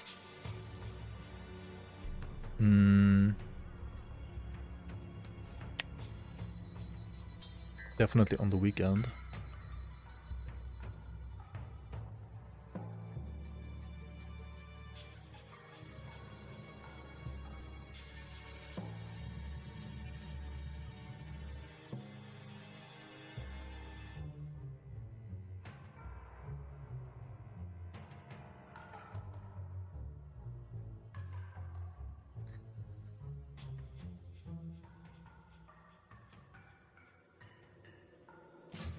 I have to actually like plan some stuff tomorrow properly. I just realized. Because I'll be playing. Okay, so I'll be playing some Grim Dawn, of course. I will also be actually playing some Striving for Light on one of the next weekends, either this week, next week, or maybe like the week after that. Striving for Light is like a. It's kind of like a roguelike game as well that I've been playing like rather that I played on stream like a couple years ago, and it's now like very close to release, like almost about to be released. And then I guess like after that we're gonna also be playing some PoE 2 0.2 patch if it has like some meaningful content, which I hope it will have, like some new class maybe and stuff like that. And then in April there's gonna be Last Epoch Season 2, right? So there's like a bunch of stuff happening. Now, whenever I'm playing Grim Dawn though, I will continue like this stuff that I'm doing right now, and like work on stuff for the season as well. So yeah, there's gonna be like some non-Grim Dawn streams in the future in March now, probably mostly in the weekends, and yeah, I guess like the first April week is also gonna be like Last Epoch only, probably, pretty much. Just so you know, like there's gonna be like some non-Grim Dawn content, but also Grim Dawn content as well, obviously. So yeah, have a good night, guys. It's very late for me already. Sorry for being like kind of like sleepy today. Have a good one. Have a nice day, night, evening, afternoon, wherever you are. And I'll see you around on, well, the next stream, hopefully. And also until then, you can hop on my Discord. The link is down below on YouTube as well. And if you want to play some like Grim Dawn content that is not just the vanilla game, you can also check out the Grim Dawn community seasons. I'll post another grimtools link for the character as it is right now. And I'll see you around on the next one.